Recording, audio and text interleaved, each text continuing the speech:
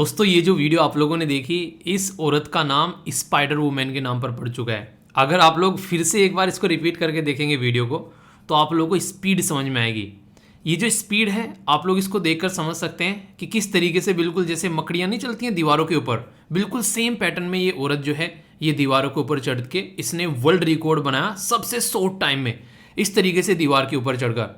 तो यहाँ से आप लोगों को क्या समझ में आता है? यहाँ से आप लोगों को एक चीज़ तो ज़रूर बेसिकली अपने साथ में लेकर जानी चाहिए कि जब इंसान प्रैक्टिस करने लगता है ना, और डूब कर प्रैक्टिस करने लगता है, तो भाई साहब वो ऐसी महारत हासिल कर लेता है कि कोई कितना भी बड़ा धुरंधर उसके सामने आकर क्यों ना खड़ा हो जाए, उसका बाल भी बाका नहीं कर सकता, उसको उसके फील्ड में, उसके गेम में हरा नहीं सकता। और आप लोगों ने ये मूवी देखी होगी KGF, उसमें कहते हैं the powerful people come from the powerful background. यानी कि इस दुनिया में आप लोगों को देखने को मिलेगा अक्सर लोग जो हैं उन लोगों को पसंद करते हैं जो ताकतवर होते हैं। और इसको तो छोड़ो यार, आप लोग हिस्ट्री उठाकर देख लो, जिस किसी में दम हुआ है ना, उसी ने हमेशा राज किया है। इसी तरीके से अगर आप लोग अपनी ज़िंदगी में अपने आप को स्ट्रॉन्ग रखोगे तो लोग हमेशा आप लोगों को फॉलो करते हुए नजर आएंगे।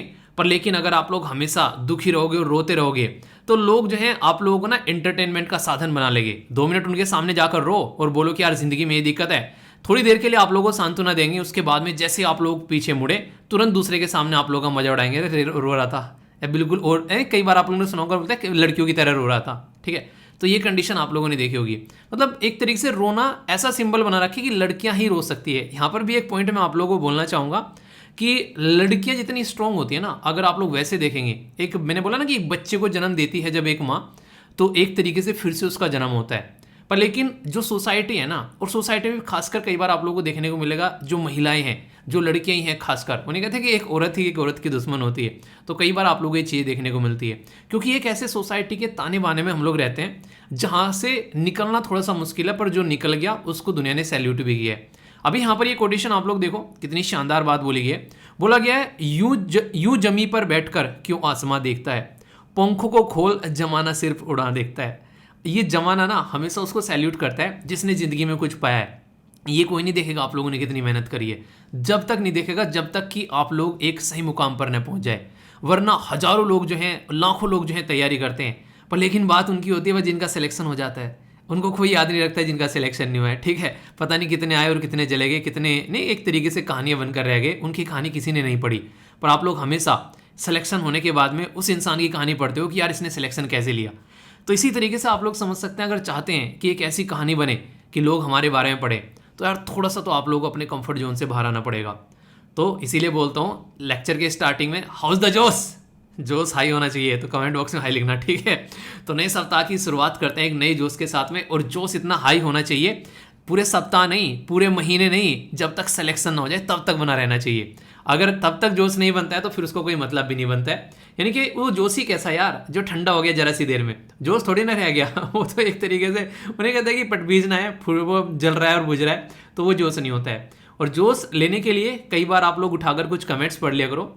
यहाँ पर देखो, एक मदर है जिसके 2 बच्चे हैं। ऐसी कहानी तो आप लोगों ने कई बार देखी होगी, कई बच्चे हैं, वो मदर जो है एक तरीके से उसने एग्जाम में सिलेक्शन लिया। अब यहाँ पर जो मदर हैं, आप लोग यहाँ पर देखो, उनकी जो एक तरीके से मदर इन लॉ हैं वो पैरालाइज हैं, और पिछले 10 सालों से, और वो उनको भी साथ में लेकर चल रही है, और उसके साथ भी अपनी जो स्टेट पीसीएस की तैयारी कर रही हैं। तो यार आप लोगों की तो ज़िंदगी नॉर्मल चल रही है, उसके बाद भी आप लोगों को लगता है कि आप लोगों की ज़िंदगी में कितनी बर्डन आ रखे हैं, पढ़ाई नहीं हो रही है, और वो सब चीज़ें आप लोग बोलते हैं। तो थोड़ा सा उससे बाहर निकलो मेरे दोस्त। दुनिया पता नहीं क्या क्या कर रही है, दुनिया की, उन्हें कहते हैं, मुझे एक गाना हमेशा याद आता है कि दुनिया में कितना गम है, मेरा गम कितना गम है, औरों का गम देखा तो मैं अपना गम भूल गया रियलिटी है यार इस गाने के पीछे। जब रियलिटी में आप लोग निकलोगे ना बाहर, और आप लोग लोगों की प्रॉब्लम देखोगे, आप लोग खुद अपनी प्रॉब्लम के कहने लगे, छे ये भी कोई प्रॉब्लम है, क्यों रो रहा था फालतू में।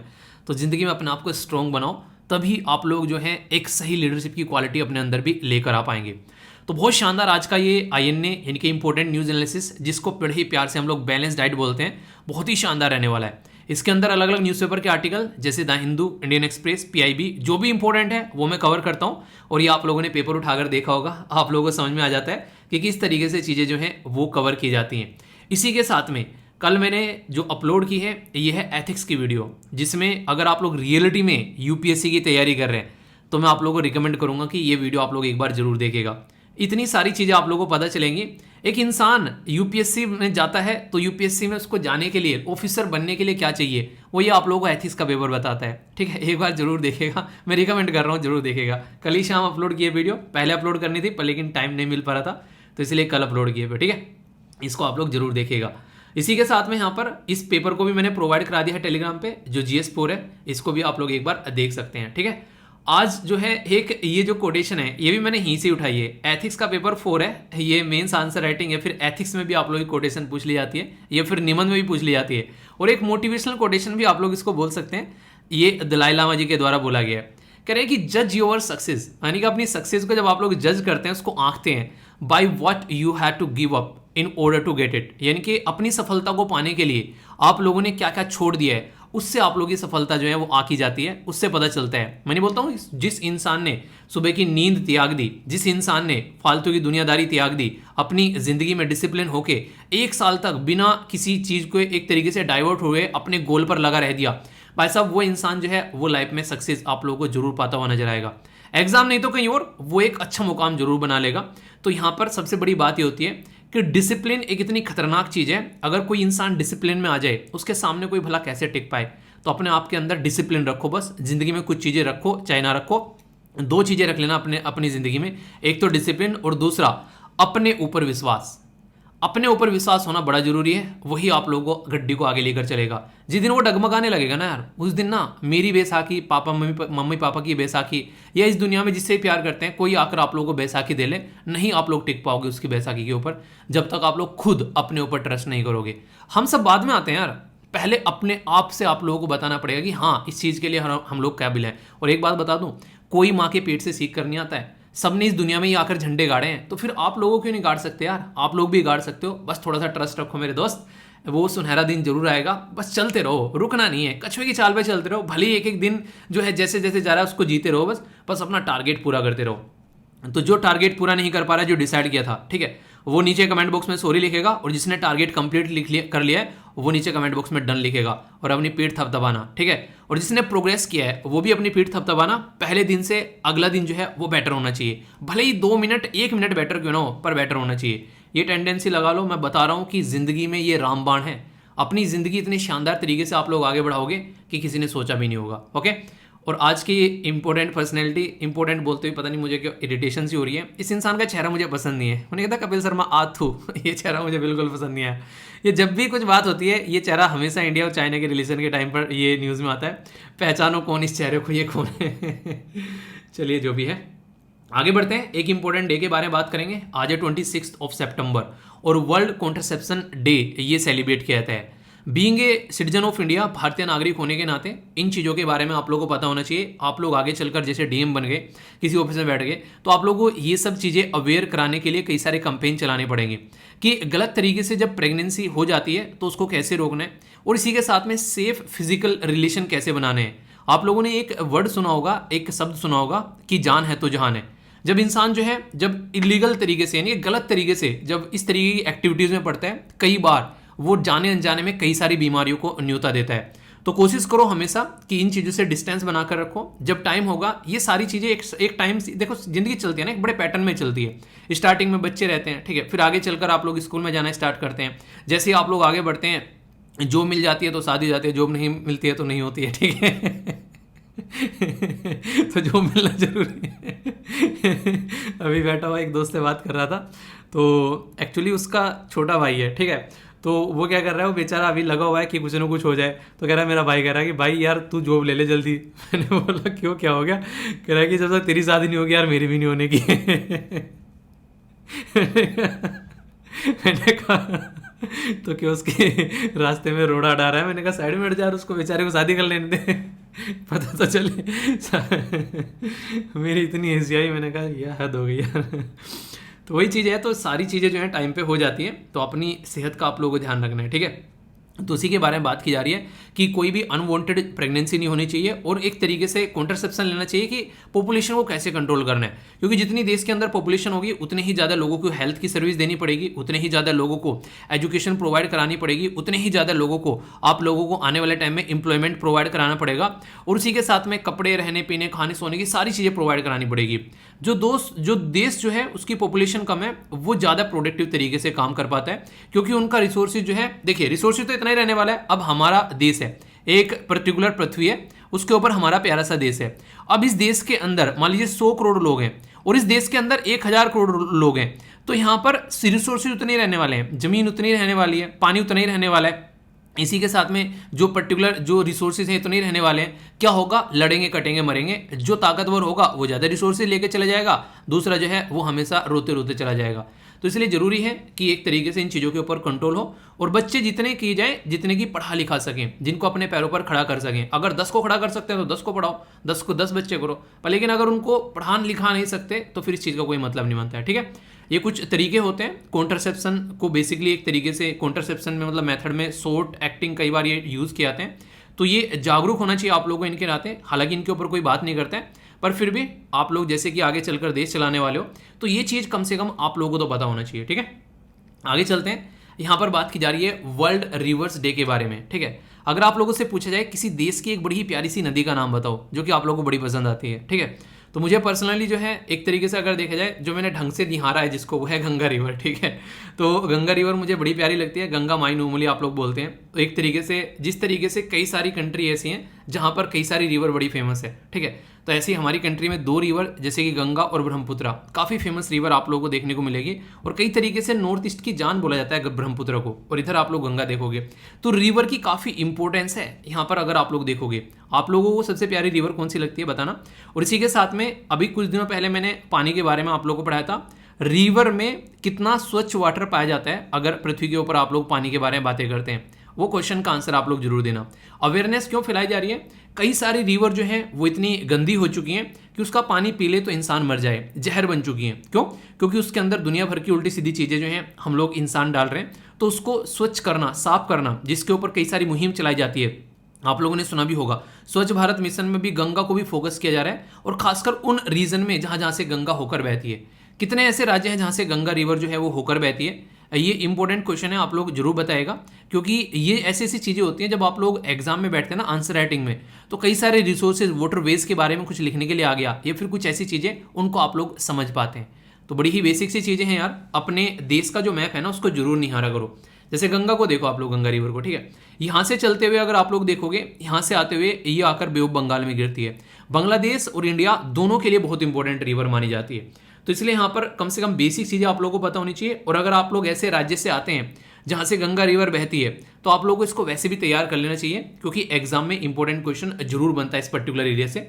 और अगर आप लोगों का ज्योग्राफी ऑप्शनल है तो भाई साहब फिर तो बिना बोले कर लो यार फिर ये कहोगे कि ये क्या हो गया, फिर तो इंटरव्यू में क्वेश्चन पूछे जाएंगे आगे चलकर आप लोगों से, ठीक है। तो ये बेसिक चीज़ है जिसके बारे में आप लोगों को जरूर तैयारी करनी है। ओके, तो ये थी कुछ बेसिक चीज़ें। अब आगे बढ़ेंगे। आगे बढ़ने से पहले आज के जो SLV कमांडो हैं इनका नाम है हरगुन। बड़े ही शानदार तरीके से आंसर दिए गए और यहाँ पर इनके द्वारा एक कोटेशन भी लिखी गई है, इसको आप लोग पढ़ लेना। मतलब एक तरीके से आप लोग देख सकते हैं कि जो आप लोग कई सारी चीज़ें शेयर करते हैं बड़ा ही प्यारा लगता है। इस तरीके से आप लोग जब अपनी बातें बताते हो तो एक तरीके से दिल छूने वाली बातें होती हैं, ठीक है। तो इनको भी आप लोग यहाँ पर देख सकते हैं। कमेंट जो है वो पिन कर देता हूँ, जिस किसी को भी आंसर देखने होते हैं तो अगले दिन का जो वीडियो होता है उसके लास्ट डे वाला कमेंट में आप लोगों को पुराने आंसर मिल जाते हैं, ठीक है। जब सेकेंड वर्ल्ड वॉर जो है वो ख़त्म हो गया, उस टाइम पर कुछ कंट्री ऐसी थी जो सामने निकल कर आई और उनको ऐसा लगा कि भाई साहब इस दुनिया को हम चलाएंगे, यानी कि इस दुनिया को चलाने का जो हैंडल है वो हमारे हाथ में रहेगा। तो उन्होंने क्या किया, उन्होंने अपने ही आप को कुछ ऐसी पावर दे डाली कि जो और किसी को नहीं देंगे, ठीक है। वो हैं UN के परमानेंट मेंबर, जिसमें UN के आप लोगों को यहाँ पर टोटल मिलाकर 5 परमानेंट मेंबर देखने को मिलेंगे। 5 के नाम आप लोगों को पता है बड़ी बखूबी, एक बार लिख के उनको याद कर लो। उन 5 परमानेंट मेंबर ने कुछ ऐसी पावर अपने आप को दे दी कि ये बोला कि ये पावर ना तो किसी को देंगे और अगर कोई लेना भी चाहेगा तो जब तक हम लोग 5 के 5 सहमत नहीं हो जाएंगे तब तक वो पावर उन तक नहीं पहुंचेंगी। यानी कि उन्होंने एक तरीके से इस दुनिया के रखवाले अपने आप लोगों को बता दिया। पर लेकिन आज की डेट में जो पावर उनको दी गई है वो पावर वो ही गलत तरीके से इस्तेमाल करते हैं। जैसे कि चाइना उस पावर को कैसे इस्तेमाल करते हैं, जिसको आप लोग वीटो पावर बोलते हो, वो इसको इस्तेमाल करता है कि अगर कल को उसके खिलाफ कुछ भी जाए तो उस चीज़ को रोकने के लिए। जैसे कि अगर बात करें, पाकिस्तान को हमेशा सपोर्ट करता है चाइना, उसकी चीज़ों को वीटो कर देता है, जबकि पता है उसको भी कि टेररिज्म को पाकिस्तान जो है बहुत ही लार्ज स्केल पर सपोर्ट कर रहा है। सेम कंडीशन आप लोगों को यूएस से देखने को मिलेगा।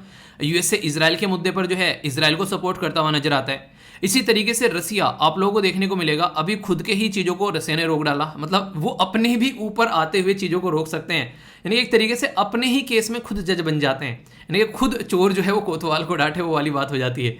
तो इस तरीके से समझ में आया, जब तक हम लोगों ने यूएन बना और तब से लेकर आज तक का इतिहास देखा, यूएन का इस्तेमाल बड़े ही गलत तरीके से किया जा रहा है। इवन अगर आप लोगों में बात बताऊं इंटरेस्टिंग, रसिया और यूक्रेन की जो लड़ाई चल रही है, यूएन हाथ पे हाथ रख के बैठा है, कुछ नहीं कर पाया।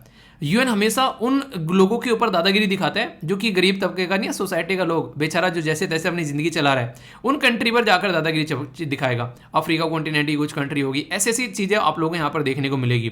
जो ताकतवर कंट्री हैं उनके ऊपर यूएन का भी रोप नहीं चलता है। तो इसलिए कहते हैं कि यूएन के अंदर में रिफॉर्म आना चाहिए, और इस रिफॉर्म को लाने की सबसे जोरदार तरीके से जो बात करता है वो है G4 कंट्री। G4 कंट्री क्या है भाई साहब? जी को आप लोग ग्रेट 4 कंट्री बोल सकते हैं। क्यों? क्योंकि इसमें कुछ महान आदमी है, यानी कि इसमें हमारी कंट्री है, ठीक है, तो इसलिए इसको आप लोग महान बोलिएगा, ठीक है। अगर बात करें तो बिग जापान के नाम से एक शॉर्ट ट्रिक है, ये एक दिन एक बच्चे ने शेयर की थी मेरे साथ में। कुछ भी आप लोगों के पास में ऐसी शॉर्ट ट्रिक होती है ना, तो आप लोग मेरे साथ में शेयर कर सकते हैं, ठीक है। studyloverveer@gmail.com पर आप लोग सेंड कर दिया कीजिए, या फिर आप लोग कहीं पर भी जैसे कि इंस्टाग्राम पर आप लोग सेंड कर सकते हैं, वहाँ पर भी आप लोगों को चीज़ें देखने को मिल जाती हैं, ठीक है। और हाँ, इंस्टाग्राम से याद आया, एक पिक्चर मैंने कल इंस्टाग्राम पे शेयर की, वो थोड़ी सी डिफरेंट सी है। तो एक बच्चा बोला कि सर मॉडलिंग वगैरह स्टार्ट कर दिए क्या? सर ये पिक्चर पहली बार देखी। तब बड़ी ही अतरंगी कमेंट थे उसके नीचे, कह रहा है सर पोज बड़ा बढ़िया दिया है। अरे वो रैंडम पिक्चर थी, मतलब रैंडम पिक्चर है वो। मैं ना घूमते घूमते थक गया था, वो सर पे जो कैप थी वो थोड़ी सी नीचे खिसका थी, मैंने कहा अब बोर नहीं होगा। तो वो अपने आप में ही पोज बन गया, ठीक है। ऐसा नहीं कि उसको पोज बनाया था मैंने कि हाँ बहुत बढ़िया पोज है। घूम घूम के थक गया था इसलिए वो पोज आया। आप लोग देखोगे दूसरे वाली पिक्चर जो उसके नीचे, उसमें भी मतलब थकावट हो गई है बहुत ज़्यादा, ठीक है। तो पोज नहीं है ऐसा कोई कि कह रहे कि सर बढ़िया पोज दे दिया। चलिए जो भी है, तो ये बिग 4 कंट्री आप लोग इनके जो पिक्चर्स हैं वो शेयर कर सकते हैं मेरे साथ में इंस्टाग्राम के ऊपर भी, ठीक है, जहाँ भी आप लोगों को सुटेबल लगे। और बाकी अगर बात करें तो ब्राज़ील, इंडिया, जर्मनी और जापान, ये ऐसे देश हैं, ये बोलते हैं कि यार यूएन में जो 5 कंट्री बैठी हुई हैं, जिनको बोलते हैं कि हम लोग परमानेंट मेंबर हैं, वो बोलते हैं कि यार तुम अकेले इस दुनिया को चला रहे हो, पर रियलिटी में तुमसे संभाली नहीं जा रही है गद्दी, तो थोड़ी थोड़ी पावर जो है वो हमारे साथ में भी शेयर करो। क्यों? क्योंकि आज की डेट में सिचुएशन इतनी खराब हो रखी है कि ये जो देश है जो बोल रहे हैं कि हम लोग इस दुनिया को थाम लेंगे, वो उसको रोक नहीं पा रहे हैं। और रियलिटी में अगर देखा जाए यूएन का, जब से मैं पढ़ना स्टार्ट किया है, मुझे यूएन का कॉन्सेप्ट समझ में नहीं आता ढंग से। कॉन्सेप्ट मतलब एक ऐसा ताकतवर एक ऑर्गेनाइजेशन ये होना चाहिए था कि दुनिया में कहीं भी कुछ गलत चीज़ें हो, ये वहाँ पर आकर उसको रोक सके। ना तो ये यूएसए को रोक पाया, जितनी यूएसए ने बदतमीजी की पास में, चाहे अफगानिस्तान को ले लो, चाहे वियतनाम को ले लो, चाहे इराक को ले लो, चाहे लीबिया को ले लो, चाहे आज के डेट में सीरिया के अंदर जो महाभारत चला था अब तक, चाहे आप लोग उसको उठाकर देख लो, इसराइल का आप लोग, और इसी के साथ में पैलेस्तीन का मुद्दा देख लो, तो कहीं पर भी जो है यूएन जो है वो ढंग से काम नहीं कर पाता है। तो इसके अंदर कुछ ना कुछ तो रिफॉर्म आने चाहिए, और इंडिया स्टार्टिंग से ही बोलता है कि इसके अंदर रिफॉर्म आने चाहिए। और अब तो इस पर रिफॉर्म के बारे में और कई सारे ग्रुप साथ में आ गए, जैसे कि G4 कंट्री इसी के बारे में बात करती है। अभी जब यहाँ पर 76 यानी कि 76वां सेशन हो रहा था यूएन जनरल असेंबली का, जिसके ऊपर मैंने आप लोगों से आर्टिकल भी डिस्कस किया था, G4 कंट्री ने यहाँ पर बोला कि भाई साहब अब तो सुधर जाओ। वो नहीं कहते यार अब तो सुधर जाओ, कब सुधरोगे भाई साहब, मियाँ अब तो सुधर जाओ। तो यूएन सिक्योरिटी काउंसिल जो है वो यहाँ पर बेसिकली उसके अंदर रिफॉर्म लाने की बात की जा रही है, क्योंकि जिस तरीके से वो काम कर रही है उससे सीधा सीधा ये समझ में आता है कि सब जो है अपना अपना मतलब साध रहे हैं। कोई भी नहीं सोच रहा है कि इस दुनिया को कैसे शांति में रखना है, इस दुनिया को कैसे आगे लेकर चलना है, बस अपना काम बनता और भाड़ में जाए जनता, वो वाला फंडा यहाँ पर देखने को मिल रहा है। तो जब भी यहाँ पर कोई मीटिंग होती है ऐसा लगता है कि चाय बिस्कुट खाएंगे पिएंगे और उसके बाद में निकल लेंगे। तो ऐसी सिचुएशन में यहाँ पर कोई भी एक सटीक सोल्यूशन निकल कर नहीं आता है। तो यहाँ पर उसी के चलते G4 जो कंट्री हैं वो बार बार बोलते हैं कि जिस तरीके से आज के डेट में इसके अंदर रिफॉर्म होने चाहिए उस पर आप लोगों को कम से कम अब काम करना चाहिए। और रिफॉर्म की बातें आज से नहीं है, बहुत पहले से उठी हुई आ रही है। प्रोग्रेसिव एक रिफॉर्म आना चाहिए। तो जनरल असेंबली के द्वारा इसमें कोई रिफॉर्म नहीं लाया गया। इवन यहाँ पर इंटर गवर्नमेंटल एक नेगोशिएशन जिसको IGN बोलते थे वो भी लेकर आया गया, पर लेकिन फिर भी कोई सोल्यूशन नहीं लगा। और सबसे बड़ी बात जो मुझे इरिटेटिंग लगती है यहाँ पर जब इसके बारे में देखता हूँ, आप लोग खुद देखो इसके अंदर परमानेंट मेंबर कौन है। एक है यूके, ठीक है, एक है फ्रांस, एक है रसिया, और एक है चाइना, और एक है USA। मतलब एक कॉन्टिनेंट पूरा का पूरा, जिसको आप लोग बोलते हैं बेसिकली साउथ अमेरिका, कोई नहीं है यहां से जो यूएन में परमानेंट रिप्रेजेंटेशन रख सके। इसी के साथ में पूरा का पूरा फ्री कॉन्टिनेंट, जो कि इतना बड़ा कॉन्टिनेंट है जिसकी कुछ हद नहीं है, उससे कोई रिप्रेजेंटेशन नहीं है यूनाइटेड नेशन के अंदर में। और देश एक ऐसा जो कि दुनिया में सबसे बड़ी पॉपुलेशन रखता है दूसरे नंबर पर, और जो पहले नंबर पर आने वाला है, और एक ऐसा देश जो कि दुनिया में सबसे शानदार तरीके की डेमोक्रेसी रखता है अपने अंदर में, एक ऐसा देश भी यहां पर इसके अंदर रिप्रेजेंट नहीं कर रहा है। तो क्या लगता है कि यूएन जो है वो एक सही यूएन है? मुझे तो नहीं लगता यार, आप लोगों को लगता हो तो पता नहीं। तो इसलिए कहते हैं कि इसके अंदर रिफॉर्म की जरूरत है, इसका रोल क्या होना चाहिए वो जरूरी है। इसके अंदर जब तक रिफॉर्म नहीं आएंगे, जो भी कंट्रीब्यूशन कर रही है जो कंट्री, उसका क्या मतलब रह गया? तो ये जो 5 रेजिस्टेंस करते हैं ना, 5 मेंबर जो कहते हैं कि नहीं हम ही है सब कुछ, हम किसी को आगे नहीं आने देंगे, तो ये बिल्कुल सही नहीं है। और इसकी वजह से जो ये वीटो पावर लिए बैठे हैं, इस वीटो पावर को तो मुझे लगता है एक मेजोरिटी में बदल देना चाहिए। मेजोरिटी मतलब जैसे हमारी पार्लियामेंट में अगर कुछ भी आप लोग काम कर रहे हैं, ठीक है, तो वहां पर एक मेजोरिटी दिखानी पड़ेगी। अगर मेजोरिटी नहीं होगी तो काम नहीं चलेगा। मतलब जैसे कि इसके अंदर जो मेंबर है, अगर मान लीजिए 193 मेंबर है, तो कुछ भी चीज पास होनी है तो मेजोरिटी अगर वोट डालेंगी वही चीज वहां पर चलनी चाहिए। ऐसा नहीं होना चाहिए कि यहां पर 5 बैठे हैं और बस वो डमरू बजा रहे हैं और सब नाच रहे हैं, ऐसा बिल्कुल नहीं होना चाहिए। तो ये चीजें आप लोगों को यहाँ पर देखने को मिलेगी। इसके इंटरेस्टिंग में आप लोगों को एक और ग्रुप के बारे में बताता हूँ। पाकिस्तान ना हमेशा यार अपोजिट खड़ा मिलता है, ठीक है। कभी कभी तो मुझे दया आती है कि यार मतलब हद हो गई, एक तरीके से नहीं, ये बिल्कुल ऐसे ही है। आप लोगों ने अक्सर देखा होगा जब 2 भाई होते हैं ना और वो अलग हो जाते हैं, तो जितने वो एक दूसरे से चिढ़ते हैं ना, मतलब इतने वो पड़ोसी से भी नहीं चिढ़ते। एक दूसरे के साथ में कंपटीशन रहता है, ये मेरे से आगे निकल गया, ऐसा हो गया, फलाना ढिमकाना। कई बार गांव में जाओगे ऐसा लगेगा उसने ना अपने घर में चक्की लगवा ली, उसने गंडासा लगवा लिया, अरे मैं भी गंडासा लगाऊंगा, अरे वो ट्रैक्टर ले आया मैं भी ट्रैक्टर लेके आऊँगा। अलग ही तरीके का वो चल रहा है। दुनिया चांद पर पहुंच रही है, वापस में लगे हुए। ऐसे ही पाकिस्तान करता है। पाकिस्तान ने भी क्या कर रखा है, एक ग्रुप बना रखा है, एक तरीके से उसको बोलते हैं यूनाइटिंग फॉर कंसेंसस।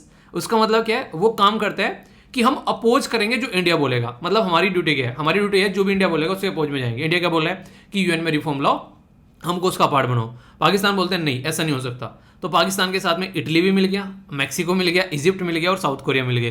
तो ये कंट्री बोलते हैं, इनका मानना ये है कि कम से कम यार उनको ले रहे हो तो हमें भी साथ में लेकर चलो। इवन चाइना तो ये भी बोलता है कि इंडिया और पाकिस्तान जो है वो दोनों एक साथ में आज़ाद हुए 1947 में। अगर इंडिया को यूएन की सीट मिलनी चाहिए तो पाकिस्तान को भी यूएन की सीट मिलनी चाहिए। अब भाई साहब यहाँ पर फिर ये बात आती है कि पाकिस्तान को सीट तो दे दे, पर लेकिन ये तो देख लो पाकिस्तान की कंडीशन क्या हो रखी है। सीट कम से कम एक ऐसे इंसान को देनी चाहिए जिसके अंदर डेमोक्रेसी हो, जो अपनी अर्थव्यवस्था को ढंग से लेकर चल रहा हो, उसकी जीडीपी एक ठीक ठाक जीडीपी हो। मतलब कभी तो पहले यूएस से जो था वो यहाँ पर हरकतें कर रहा था, उसके रहमोक्रम पर पाकिस्तान चल रहा था। अभी आप लोगों को देखने को मिलेगा चाइना के रहमोक्रम पर चल रहा है। यहाँ की जनता की वो नहीं कहते कि ऐसी की तैसी मार रखी है यहाँ के इस्टेब्लिशमेंट ने, एडमिनिस्ट्रेशन ने। जो यहाँ का एडमिनिस्ट्रेशन है ना, वैसा जनता को एक तरीके से त्राहिमाम में बिता रखा है। जो भी एक तरीके से अपनी जिंदगी जीना चाहता है उसको पाकिस्तान से बाहर जाने की जरूरत है, वरना वहां पर काम नहीं चलता है। अभी देखो पाक ऑक्युपाइड एरिया में क्या हो रहा था, अभी कुछ दिनों पहले इसी तरीके की बलूचिस्तान वाले में एरिया में चीजें देखने को मिलेगी। तो ये सिचुएशन इतनी ज़्यादा खराब हो रखी है, तो उसको यूएन की सीट देना तो ये कितना फेयर है अगर इसको देखा जाए। तो चाइना जो है वो ऐसी हरकतें करता है, इसलिए उसको लगता है कि ऐसा कुछ बस बोलने के लिए मिल गया। उन्हें एक बस का जो ये एक पर्टिकुलर एक यूट्यूब पे वो पड़ा हुआ है जो कॉमेडी का, जो स्टैंड अप कॉमेडी का, सो है, कह रहा है कि हम लोगों ने एक बार सोचा कि कॉलेज में अपना नाम करना है, ठीक है, तो नाम करना है तो क्या करें कि हम लोग करते हैं, ऐसा करते हैं कि वाटर कूलर को ऊपर से नीचे गिरा देते हैं तो हमारा कॉलेज में नाम हो जाएगा। उस टाइम पे हमें लग रहा था बहुत बढ़िया आइडिया है ये। समझ रहे हो, मतलब पिद्दी सा आइडिया एक तरीके से, तो वह हंस रहा उसी चीज़ के ऊपर बोलकर। तो वही चीज़ है, तो चाइना को ये लग रहा है कि वो पता नहीं कितना बड़ा आइडिया ले बैठा कि पाकिस्तान को 1 और 2 हो जाए।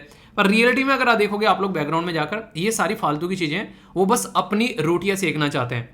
तो यूएन सिक्योरिटी काउंसिल के अंदर इंडिया डिमांड कर रहा है पिछले 40 साल से कि परमानेंट मेंबरशिप यार हमको भी दे दो, पर लेकिन ये मानने के लिए तैयार ही नहीं है, क्योंकि हमारी साइज ऑफ इकोनॉमी देखो। ये पॉइंट बता रहा हूँ मैं आप लोगों को, ठीक है, और जो भी पॉइंट मैं बोलता हूँ टेंशन लेने की जरूरत नहीं है, सारे के सारे आप लोगों को स्लाइड में देखने को मिल जाएंगे। जब आप लोग ये पीडीएफ डाउनलोड करोगे तो बाकायदा सारी चीज़ें आप लोगों के सामने होंगी। और पीडीएफ कहाँ है, वो सारी आप लोगों को टेलीग्राम पर मिल जाती है। कई सारे बच्चे बोले थे सर पीडीएफ, तो एथिक्स का पेपर भी आप लोगों के लिए यहाँ पर है, ठीक है। ये जो मैंने बोला था वीडियो बनाई है वो सारी, इसी के साथ में यहाँ पर कुछ पॉलिटी की वीडियोस में शेयर करता हूँ, आप लोग देख सकते हैं अगर रिवीजन आप लोग कर रहे हैं तो। इसी के साथ में यहाँ पर जो मैंने बोला था बेसिकली वो था ये वाले टेस्ट 1 2 3 सारे डाल दिए हैं, ठीक है, अगस्त की, और ये वीडियो ये भी डाल दिए हैं जो मैं बताना भूल गया था, ठीक है। एक और छोटी सी बात, बहुत सारे बच्चों के और भी मेरे पास में मैसेज पड़े हैं, सॉरी यार मैं लगा नहीं पाया क्योंकि थोड़ा सा मैं बाहर था अभी, जिसकी वजह से थोड़ा सा मैं बिजी था। ये चीज़ें आप लोगों के कई सारे बच्चों ने और सेंड कर रखे हैं जिनका सिलेक्शन हुआ है, ठीक है। मैं कल वाली वीडियो में या फिर परसों वाली वीडियो में मैं आप लोगों के लगा दूंगा। एक बच्चा कह रहा है कि सर उनके तो नाम बता दिए, हमारे नाम नहीं बताए। कोई नहीं डियर, टेंशन मतलब बता दूंगा नाम, फाइनल सिलेक्शन लेके आओ तब और ज़्यादा मजा आएगा, ठीक है। तो इस तरीके से आप लोग देखते हैं। तो यहाँ पर बात की जा रही है कि अगर इंडिया की पावर के बारे में बात करें तो याद रखिएगा आप लोग यहाँ पर कि हमारी पावर आज के डेट में इतनी है कि दुनिया हमारी सुन रहा है, ठीक है। 2009 से हम लोग लगे हुए थे मसूद अजहर को ट्राई करने के लिए, मसूद अजहर को जो है टेररिस्ट की लिस्ट में डाला जाए। अब वो डाला जा रहा है। जैसे जयशंकर साहब ने बोला कि कुछ ऐसी प्रॉब्लम है, अगर हिस्ट्री उठाकर आप लोग देखोगे, जिसमें से एक प्रॉब्लम तो आप लोगों को बोलेगी कि इंडिया का और जो पाकिस्तान का जो बंटवारा हुआ वो बहुत बड़ी प्रॉब्लम है, ठीक है, जो कि आप लोगों को देखने को मिलेगी। दूसरा हमारा जो है 90 आप लोग देखने को मिलेगा, जो 90 जो नहीं एक तरीके से जो बेसिकली जो एलपीजी जो रिफॉर्म में आई उस टाइम पे हमारी जो कंट्री की अर्थव्यवस्था जो गड़बड़ाई थी वहाँ पर, उस टाइम पर हम लोग चीज़ों को संभालते। और उससे पहले 1962 में जो चाइना के साथ में वॉर हुई, तो अगर हमारे पास में उस टाइम पर न्यूक्लियर वेपन होता तो वो चीज़ें भी ना होती। तो ये सारी सिचुएशन ऐसी है जो कि हम लोग समझ सकते हैं और इनके ऊपर हम लोग काम भी कर सकते हैं। तो इसके बारे में आप लोग थोड़ा सा याद रखिएगा कम से कम, ठीक है। बाकी जैसे कि इंटर गवर्नमेंटल जो नेगोशिएशन जो है उसके बारे में आप लोग जरूर याद रखिएगा। यूनाइटेड नेशन के अंदर रिफॉर्म लाने की बात करता है, जिसमें अफ्रीकन यूनियन, G4 कंट्री, बहुत सारे लोग हैं, ये सारे बात करते हैं कि इसके अंदर आप लोगों को रिफॉर्म लेकर आने हैं, पर लेकिन आज तक भी रिफॉर्म लेकर नहीं आए। तो इसीलिए कहते हैं कि जो यूएन की जो गड्डी चल रही है उसके आप लोगों को देखने को मिलेगा उसमें रियलिटी में तो उसमें पहियां है ही नहीं है, वो अपनी ही दुनिया अपने हिसाब से चला रहे हैं। वो नहीं कहते कि आप लोगों ने अक्सर सुना होगा कि ये इंसान जो है वो अपने में ही खुश है, ठीक है, मतलब इसको कोई मतलब नहीं है कि जिंदगी में कुछ अच्छा हो रहा है कुछ बुरा हो रहा है, कोई मतलब नहीं है, बस अपनी जिंदगी एंजॉय कर रहा है और उसी में ये खुश है। तो वो वाली चीज़ें आप लोगों को यहाँ पर देखने को मिलेगी। तो उस चीज़ से बाहर निकलना है और सही डायरेक्शन में चीज़ों को लेकर चलना है ताकि सिचुएशन को संभाला जा सके। तो ये बेसिक चीज़ें होगी इसके बारे में। आई होप कि आप लोगों को कोई भी कन्फ्यूजन इसके बारे में नहीं होगा। अब थोड़ा सा यूनाइटेड नेशन के बारे में यानी कि यूएन के बारे में हम लोग जानेंगे। उससे पहले एक क्वेश्चन भी है, इसको भी आप लोग ट्राई करिएगा, जिसने ट्राई नहीं किया वो भी आप लोग ट्राई करिएगा। बोला गया है कि discuss the role and the relevance of UN security council in the 21st century and why UN security council जो है वो नीड है वेरियस रिफॉर्म। तो इसी के बारे में क्वेश्चन आप लोगों से यहाँ पर पूछा जा सकता है, ठीक है। तो यहाँ पर अगर बात करें यूएन सिक्योरिटी काउंसिल के जब रिफॉर्म के बारे में हम लोग बात करते हैं तो मैंने आप लोगों को यहाँ पर पढ़ाया भी था, अभी यहाँ पर शायद 2-3 दिन पहले ही इसके बारे में बताया था कि टोटल 5 परमानेंट मेंबर हैं और बाकी के 10 नॉन परमानेंट मेंबर होते हैं, जो कि हर 2 साल की टर्म के लिए इनको चुना जाता है। इसमें अफ्रीका से 3, एशिया से 2, लैटिन अमेरिका से 2, वेस्टर्न यूरोप और दूसरे जो है एरिया से उससे 2 और ईस्टर्न यूरोप से 1 मेंबर आप लोगों को देखने को मिलेगा। तो यहाँ पर एक तरीके से ये ऐसा रहता है कि यहाँ पर जो चुनकर आते हैं 2 साल के लिए आते हैं और फिर यहाँ पर अपना काम करके निकल लेते हैं और फिर से यहाँ पर आ सकते हैं। जैसे कि हमारा देश जो है आज तक का मैंने आप लोगों को बताया था कि अब की बार जो है 8वीं बार है, इससे पहले 7वीं बार हम लोग जो है मेंबर बन चुके हैं। और यहाँ पर भी आप लोग देखते हैं जापान 11 बार बन चुका है, ब्राजील 10 बार बन चुका है, अर्जेंटीना 9 बार और इंडिया 8 बार और पाकिस्तान भी यहाँ पर 7 बार मेंबर बन चुका है। तो ये चीज़ें और अभी हम लोग जीते बड़ी शानदार जीत से। तो ये सारी वो बातें हैं जो मैंने आप लोगों से डिस्कस की थी, कोई भी कन्फ्यूजन आप लोगों को यहाँ पर नहीं होना चाहिए। तो ये सारे जो पॉइंट्स हैं ना, ये बेसिकली ऐसे पॉइंट्स हैं जिनसे लगातार कई बार क्वेश्चन आप लोगों के बन जाते हैं। तो डेटा आप लोगों के पास में होगा तो आंसर लिखने में मजा आएगा और आंसर लिखने में मजा आएगा तो वहीं से तो सिलेक्शन आएगा, ठीक है। तो ये सारा डेटा अपने पास जरूर रखिएगा, इनके PDF रख सकते हैं आप लोग। इंटरेस्टिंग क्वेश्चन आप लोगों के सामने, G4 नेशन के बारे में बात की जा रही है जो यूएन सिक्योरिटी काउंसिल के अंदर में रिफॉर्म चाहते हैं। बोला जा रहा है ब्राजील है, इंडिया है, जर्मनी है और ऑस्ट्रेलिया है। तो सही आंसर यहाँ पर क्या है अगर इसके बारे में बात की जाए तो बताइए। अभी मैंने जो आप लोगों को बिग और एक वर्ड बोला था, क्या था? जापान। तो ऑस्ट्रेलिया की जगह जापान चिपका दिया यहाँ पर। तो ए में बोला गया 1 2 3, बी में बोला गया 2 3 4, सी में बोला गया 1 3 4 और डी में बोला गया ऑल ऑफ द अबव। तो आंसर क्या हो गया अभी बता दिया आप लोगों को, ए। जैसे ही क्वेश्चन पूछता हूँ तुरंत वीडियो को पॉज कर लिया करो, ठीक है। रियलिटी में अगर चाहते हो आप लोग उसको लंबे समय तक याद रखना तो छोटा सा काम जरूर करा करो ये मेरा, ओके।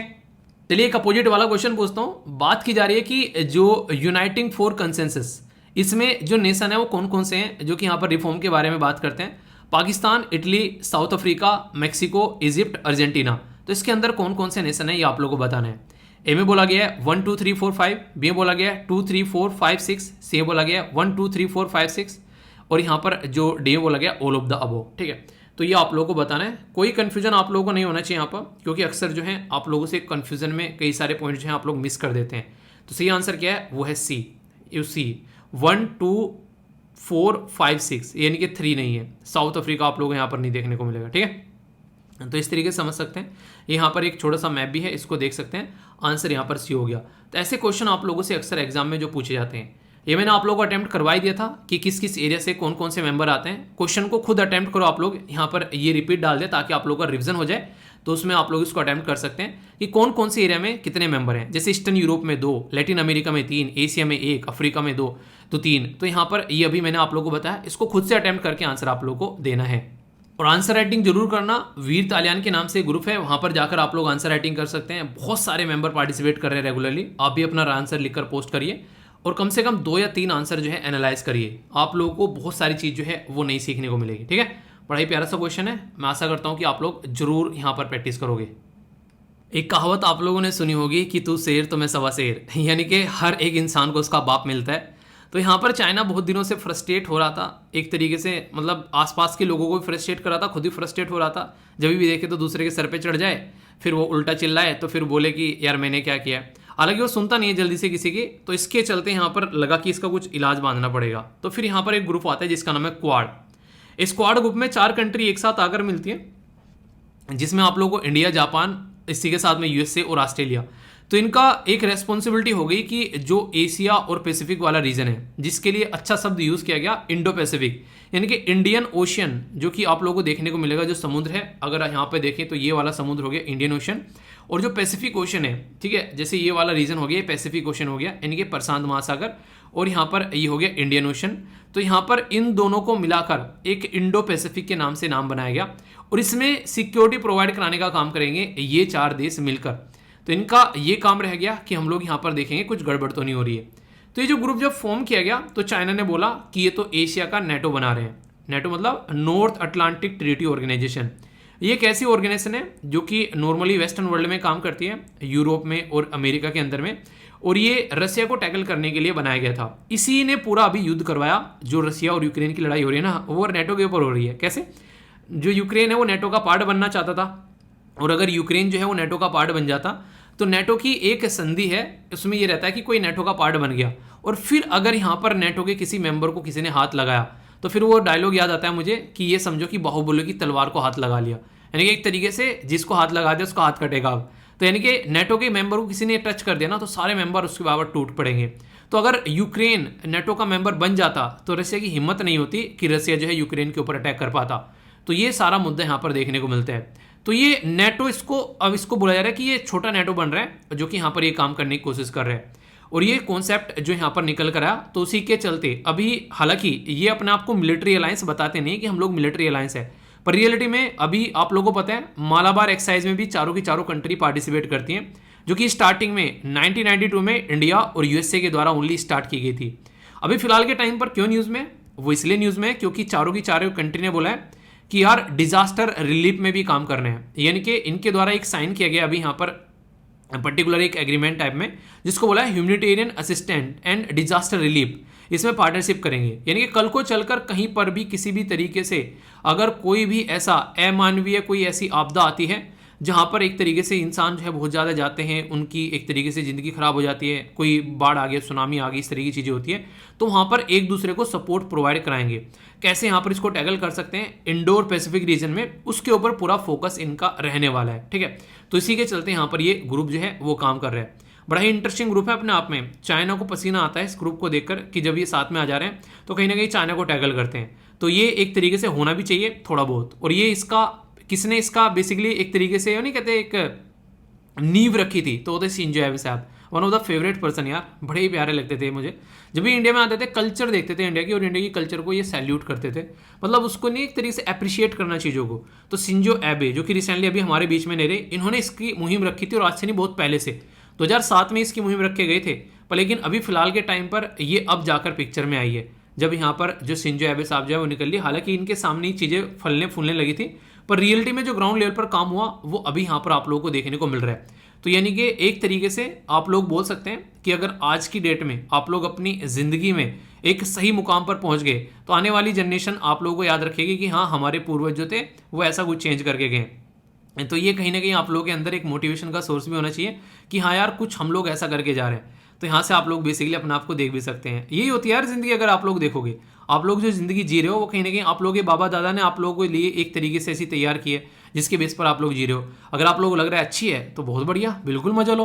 और अगर आप लोगों को लग रहा है नहीं यार इसके अंदर कुछ चेंज होना चाहिए, आने वाली जनरेशन के लिए कम से कम ये तो हमें कर सकते हैं, ठीक है, तो आप लोग उसके लिए कर सकते हैं कुछ ना कुछ, जिससे कि आप लोगों का भी नाम आगे बढ़ेगा और आने वाली जनरेशन के फायदे के लिए आप लोग थोड़ा सा सोच सकते हैं। तो ये जो ग्रुप था ये इसीलिए यहाँ पर पिक्चर में आया बेसिकली कि दुनिया में शांति बनी रहे और एक रूल बेस्ड ऑर्डर चलता रहे। ऐसा नहीं कि किसी को भी जाकर कभी भी चाइना का मन करता है उसको थपड़िया देता है, तमाचे मार देता है, तो ऐसा नहीं होना चाहिए। तो उसमें रूल बेस्ड ऑर्डर और एक तरीके से टेरिटोरियल इंटीग्रिटी होनी चाहिए। चाइना जो है हथियाने के चक्कर में रहता है सारे एरिया को, तो उनको रोकने के लिए ये सारे यहाँ पर पास में है। और शिंजो एबे साहब को ये चीज़ समझ में भी आ गई थी, क्योंकि शिंजो एबे साहब का खुद लड़ाई है एक आइलैंड को लेकर चाइना और जो जापान के बीच में। उसका नाम बताइए, रिसेंटली अभी मैंने आप लोगों को बताया भी था, फिर कल आंसर देख लेना, ठीक है। अभी फिलहाल चाइना को काउंटर, इसके बेसिकली मुद्दे क्या हैं, एक तो चाइना को काउंटर करना है, सबसे बड़ा मुद्दा तो यही है, और सिक्योरिटी प्रोवाइड करानी है, दूसरा मुद्दा आप लोगों को ये देखने को मिलेगा। पर लेकिन हर सिक्के के दो पहलू होते हैं, जैसे मैं आप लोगों को बोलता हूँ ऐसे ही सिक्के के भी दो पहलू हैं। वो क्या है, अभी मान लीजिए यहाँ पर ये सारे के सारे जो हैं वो यूएसए पे डिपेंड हो गए। अभी क्वाड की मीटिंग हुई और यहाँ पर जो बाइडन आए, जो बाइडन ने बोला कि देखो यार मोदी साहब, क्यों ना अभी जो है आप जो है यूएन के अंदर जाकर रसिया को अपोज कर दो, रसिया के बारे में दो चार उल्टी सीधी बातें बोल दो। तो मोदी साहब ने बोला कि देख भाई बाइडन यार, ये जो काम यहाँ चल रहा है ना क्वाड का, ये क्वाड अलग पर्पज के लिए है, और तुमको जो अभी यहाँ पर जो तुमको ये भंगड़ा करना है, जो डांस करना है ना, वो जाकर करियो यूएन के अंदर में। यहाँ पर हम लोग अपनी बातें करेंगे, कोई बाहर का मुद्दा यहाँ पर नहीं उठेगा। तो बाइडन को समझ में आ गया कि ये इंसान टेढ़ा है, ये इंसान ऐसे नहीं पकड़ में आएगा। तो बाइडन ने तुरंत जाकर पाकिस्तान के लिए, उसके लिए बेसिकली डिफेंस के लिए कुछ पैसा अनाउंस कर दिया, ठीक है। तो ऐसी हरकतें आप लोग इंटरनेशनल लेवल पर देखने को मिलती है। तो सबसे बड़ी प्रॉब्लम यह है, इशू अगर क्वाड में बोले तो इनका यूनाइटेड विजन नहीं है, यानी कि एक दूसरे के साथ मिलकर जो है वो काम नहीं कर पाते हैं कई सारे एरिया में, क्योंकि प्रॉपर वे में चीज़ें डिफाइन नहीं है, एक स्ट्रेटेजिक वे में मिशन यहाँ पर नहीं चल रहा है, ठीक है। दूसरा आप लोगों को देखने को मिलेगा कि कहाँ यूएसए और कहाँ इंडिया, ठीक है, एक अलग ही अलग पैटर्न में सारी चीज़ें आप लोगों को देखने को मिल रही हैं। तो यहाँ पर एक आप लोग बोल सकते हैं एशिया पैसिफिक, यहाँ पर मतलब यूरेशियन रीजन को यहाँ पर मिलाने की कोशिश की जा रही है। इधर आप लोग को ऑस्ट्रेलिया देखने को मिलेगा। तो एक कॉमन डोमेन भी कई बार देखने को मिलता है, मैरीटाइम डोमेन के बारे में बात करें आप लोग, वो भी एक रीजन रहता है जिसकी वजह से यहाँ पर लगता है कि ये ढंग से काम नहीं कर पाएगा, ठीक है। इसी के साथ में अगर बात करें, हमारा देश जो है यहाँ पर क्वाड में बैठा हुआ है, वहाँ पर संघाई कॉर्पोरेशन ऑर्गेनाइजेशन में बैठा हुआ है, ठीक है। तो इस तरीके से आप लोग समझ सकते हैं कि ये भी कई बार पॉसिबल नहीं हो पाता है कि हम जो है चाइना के साथ में पड़ोसी भी हैं, उसको कैसे चीज़ें वो भी देखनी है हम लोग को। तो हम बस इतना चाहते हैं कि कम से कम हम एक ऐसे ग्रुप में रहे कि कल को चलकर यहाँ पर चाइना की बदतमीजी बढ़े तो हम लोग बटन दबा सकें कि हाँ आ जाओ देखते हैं तुमको, ठीक है। तो इस तरीके से अलायंस बनाने की यहाँ पर कोशिश की जा रही है, और उसी को रीजन को ध्यान में रखते हुए जो मालाबार एक्सरसाइज है उसको हम लोग आगे लेकर चल रहे हैं। बोला था ना 1992 में स्टार्ट की गई थी यूएसए के साथ में, फिर आगे चलकर ये एक्सपेंड की गई 2007 में, और जापान भी इसमें पार्टिसिपेट करने लगा। सिंगापुर ऑस्ट्रेलिया भी यहाँ पर आते हैं, पर जापान परमानेंट मेंबर बना 2015 में। ऑस्ट्रेलिया पार्टिसिपेट कर रहे हैं यहाँ पर 2020 से यहाँ पर।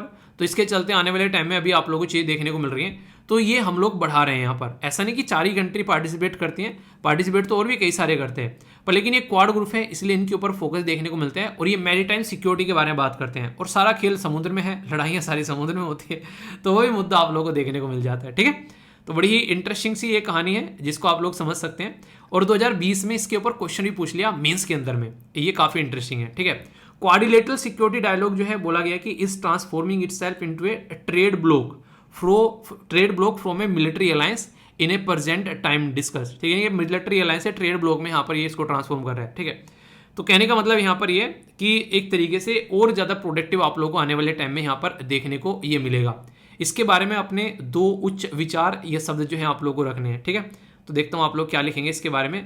क्वाड का बेसिक पर्पज क्या है, एक इंट्रो आप लोग दे सकते हैं। इसमें डिफेंस अलायंस पे भी आप लोगों को देखने को मिल रहा है, अभी ट्रेड की बात कर रहे हैं। ये एक तरीके से यहाँ पर अभी जो जब से कोविड-19 आए तो अलग से भी एक ऐसा ग्रुप बनाने की कोशिश करें ताकि इनके बीच में अलायंस रहे और चाइना को ट्रेड के फील्ड में भी टैकल किया जा सके, ठीक है, जिसमें ऑस्ट्रेलिया, जापान और इंडिया है।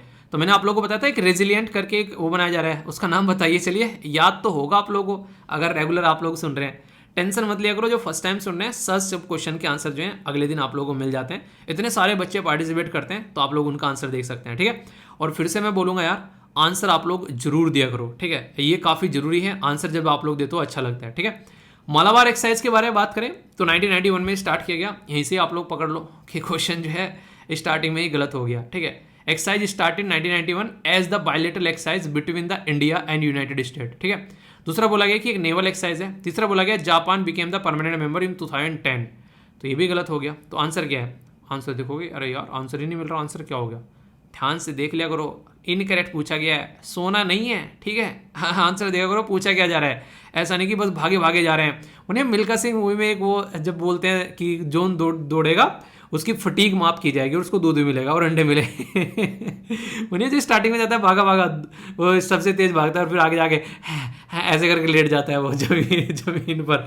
तो वाली हरकतें मत किया करो जब क्वेश्चन को अटेम्प्ट करने हुआ करे, पहले उसको पढ़ लिया करो, रुक के सोच के समझ के कि क्वेश्चन में पूछ क्या रहा है। पता चला भागे भागे निकले, फिर आगे जाके लेट गए, इनके क्वेश्चन गलत कर दिया। तो इनकरेक्ट पूछा है, और इनकरेक्ट कौन सा हो गया? नेवल एक्सरसाइज है, बिल्कुल पता है, जी हाँ बिल्कुल पता है। पहले वाला गलत हो गया, इसका मतलब 3 तो है, तो पहले वाला कट गया। और यहाँ पर जापान को भी बताया मैंने अभी 2015 में, ठीक है। तो क्या हो गया? आंसर यहाँ पर सी हो गया। तो ऐसे क्वेश्चन आप लोगों से डायरेक्ट एग्जाम में पूछे जाते हैं, तो इस तरीके से आप लोग समझ सकते हैं। एक और छोटा सा क्वेश्चन है, यहाँ पर बोला गया कि which of the following country, एक तरीके से कंट्रीज प्राइम मिनिस्टर और president propose the term quad. तो ये कई बार आप लोगों से क्वेश्चन पूछे जाते हैं, छोटे छोटे से भी।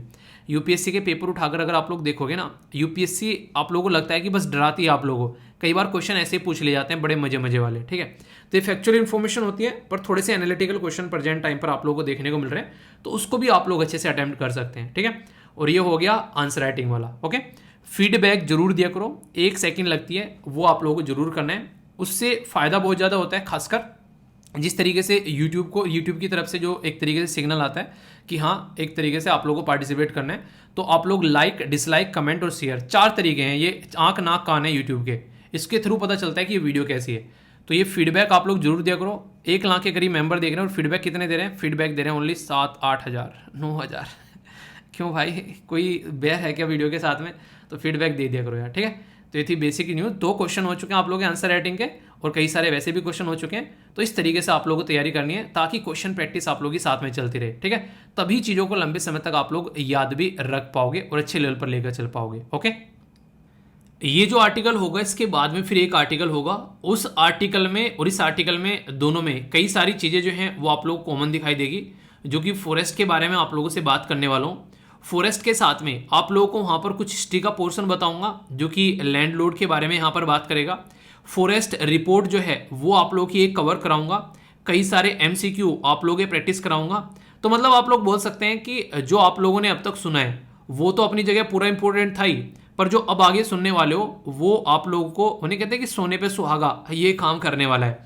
तो बड़े ही ध्यान से आप लोग लेक्चर को सुनिएगा, जो आगे आने वाले 2 आर्टिकल हैं वो आप लोगों की बल्ले बल्ले करने वाले हैं। इतने सारे क्वेश्चन और इतने सारे जो है इंपॉर्टेंट पॉइंट जो हैं वो आप लोगों को देखने को मिलेंगे, ठीक है। रिविजन भी हो जाएगा जिन्होंने पहले कुछ बातें सुन रखी हुई, क्योंकि कई सारी चीज़ें ऐसी हैं जो रेगुलरली रिपीटेडली आप लोगों को देखने को मिलती हैं, ठीक है। तो उसको भी आप लोग कनेक्ट कर पाएंगे। बात की जा रही है यहाँ पर बेसिकली धमतेरी आदिवासी, इनके द्वारा क्या किया गया। आप लोगों ने देखा होगा ना, अक्सर एक तरीके से जो गरीब इंसान है वही गरीब का दर्द समझता है और वो सपोर्ट प्रोवाइड कराता है। 100 एकड़ के करीब जो क्रॉप लैंड है उन्होंने अपनी दे दी, ताकि वहाँ पर प्लांटेशन की जा सके। 2 शब्द आप लोगों ने सुने होंगे, एक तो बोलते हैं डिफोरेस्टेशन, यानी कि डिफोरेस्टेशन का मतलब होता है पेड़ों को काट देना। एक बोलते हैं एफोरेस्टेशन, एफोरेस्टेशन होता है पेड़ों को लगा देना। तो यहाँ पर जो बात की जा रही है वो बात की जा रही है एफोरेस्टेशन के बारे में, यानी कि पेड़ों को लगाने के बारे में बात की जा रही है। तो ये छत्तीसगढ़ के अंदर में ये मुहिम यहाँ पर चलाएगी। तो अगर आप लोग छत्तीसगढ़ में स्टेट पीसीस की तैयारी कर रहे हैं तो आप लोगों के लिए इंपॉर्टेंट क्वेश्चन यहाँ से बन जाएगा, सॉरी। तो यहाँ पर बात इनके द्वारा ये की जा रही है कि अभी फिलहाल जो है आदिवासी जो है छत्तीसगढ़ के अंदर में, ठीक है, जो रेजिडेंट है यहाँ पर, जो कि आप लोगों को देखने को मिलेंगे, इन्होंने 100 एकड़ के करीब यहाँ पर अपनी जो जमीन है वो दे दी। तो ये आदिवासी जो दिवस है जो 9 अगस्त को सेलिब्रेट किया गया, उसमें यहाँ पर ये चीज़ें आप लोगों को देखने को मिली कि अपनी ज़मीन दी गई एफोरेस्टेशन करने के लिए, यानी कि पेड़ लगाने के लिए। एक शब्द आप लोगों ने सुना होगा कई बार, जो कि बोलते हैं कम्युनिटी फॉरेस्ट, जो रिसोर्स राइट होते हैं, यानी कि पर्टिकुलर कम्युनिटी को अलाउ किया जाता है कि फॉरेस्ट के अंदर से वो कुछ चीज़ें निकाल सकते हैं जिनसे उनका गुजर बसर जो है वो चलता रहे। तो जो फॉरेस्ट लैंड होती है वो प्रोटेक्ट की जाती है एक पर्टिकुलर कम्युनिटी के द्वारा, ऐसा बोल सकते हैं। आप लोगों ने मूवी देखी होगी अवतार, अवतार मूवी में दिखाने की कोशिश की गई है कि फॉरेस्ट के साथ में ये लोग जो हैं वो कैसे कनेक्ट रहते हैं। तो वही सारी चीज़ें आप लोगों को देखने को मिलेगी। तो अपना जीवन बसर भी करते हैं, पर लेकिन उसमें से इतनी चीज़ें निकालते हैं ताकि फॉरेस्ट जो है वो बेसिकली बर्बाद ना हो, वो भी हरे भरे बने रहे। इस तरीके से समझ सकते हैं।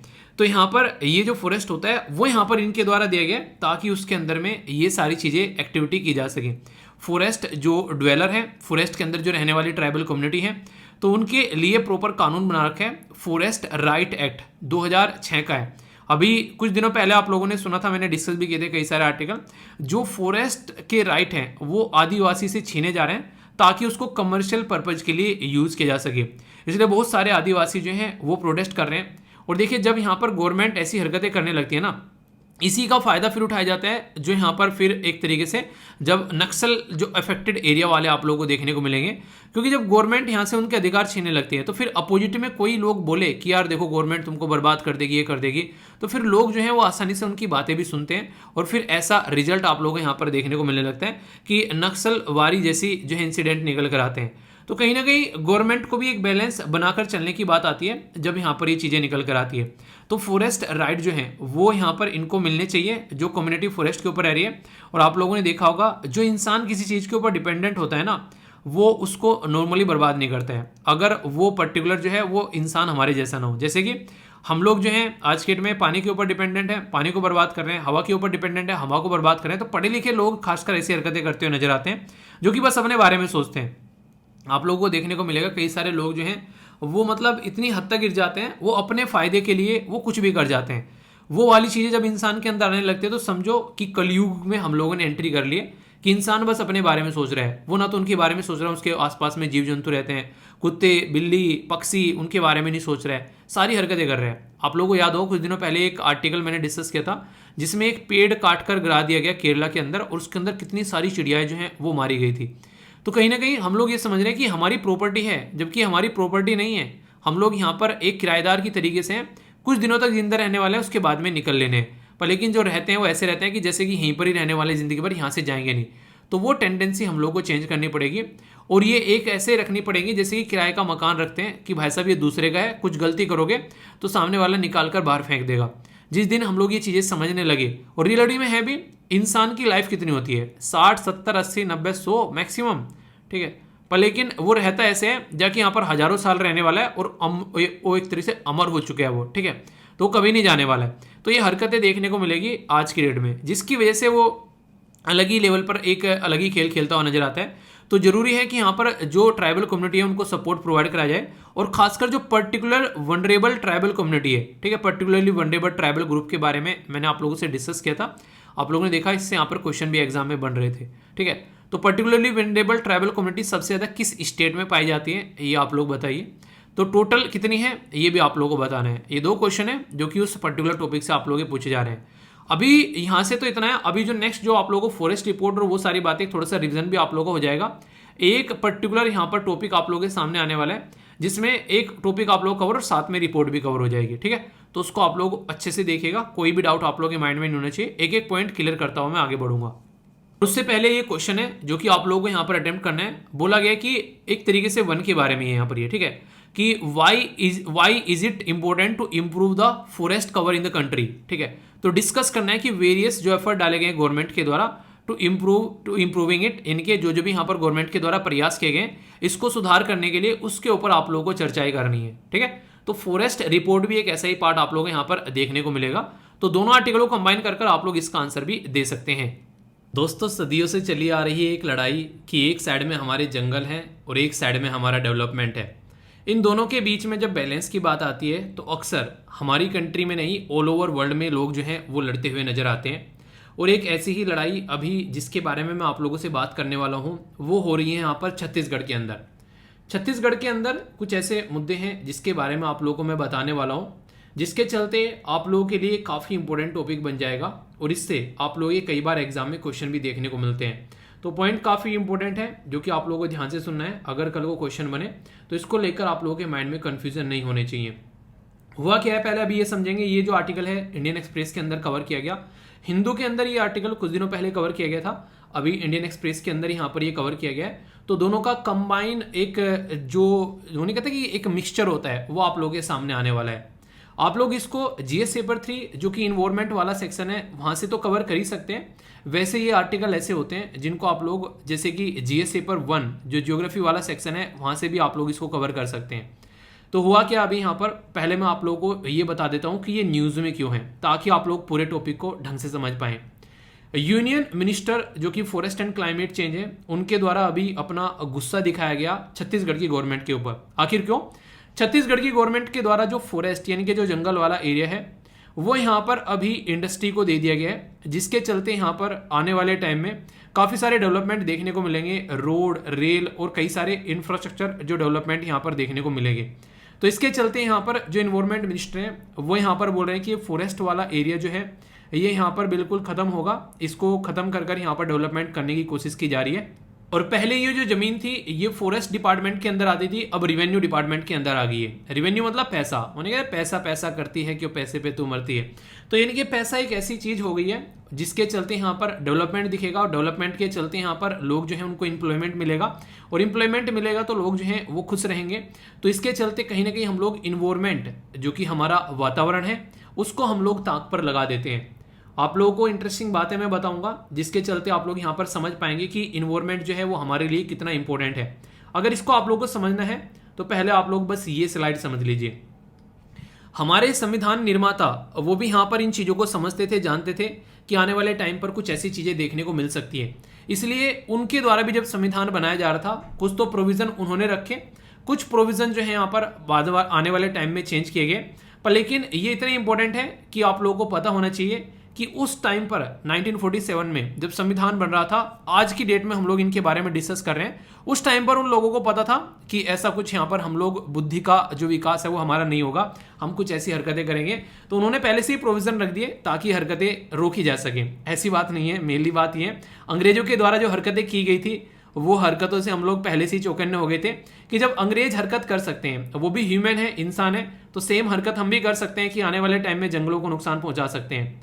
तो सबसे पहले तो यहाँ पर जो ये आज की डेट में आप लोगों को सब्जेक्ट देखने को मिल रहा है जिसको आप लोग बोलते हैं बेसिकली फॉरेस्ट। तो फॉरेस्ट शब्द जो है यहाँ पर पहले ये स्टेट लिस्ट के अंदर हुआ करता था, पर लेकिन हमारे संविधान में एक संशोधन किया गया जिसको आप लोग 42nd कॉन्स्टिट्यूशन अमेंडमेंट बोलते हैं। तो जो 42nd कॉन्स्टिट्यूशन अमेंडमेंट किया गया इसके चलते यहाँ पर ये जो पर्टिकुलर सिस्टम है इसको स्टेट लिस्ट से निकालकर कॉन्करेंट लिस्ट में डाल दिया। ये कहाँ पर है?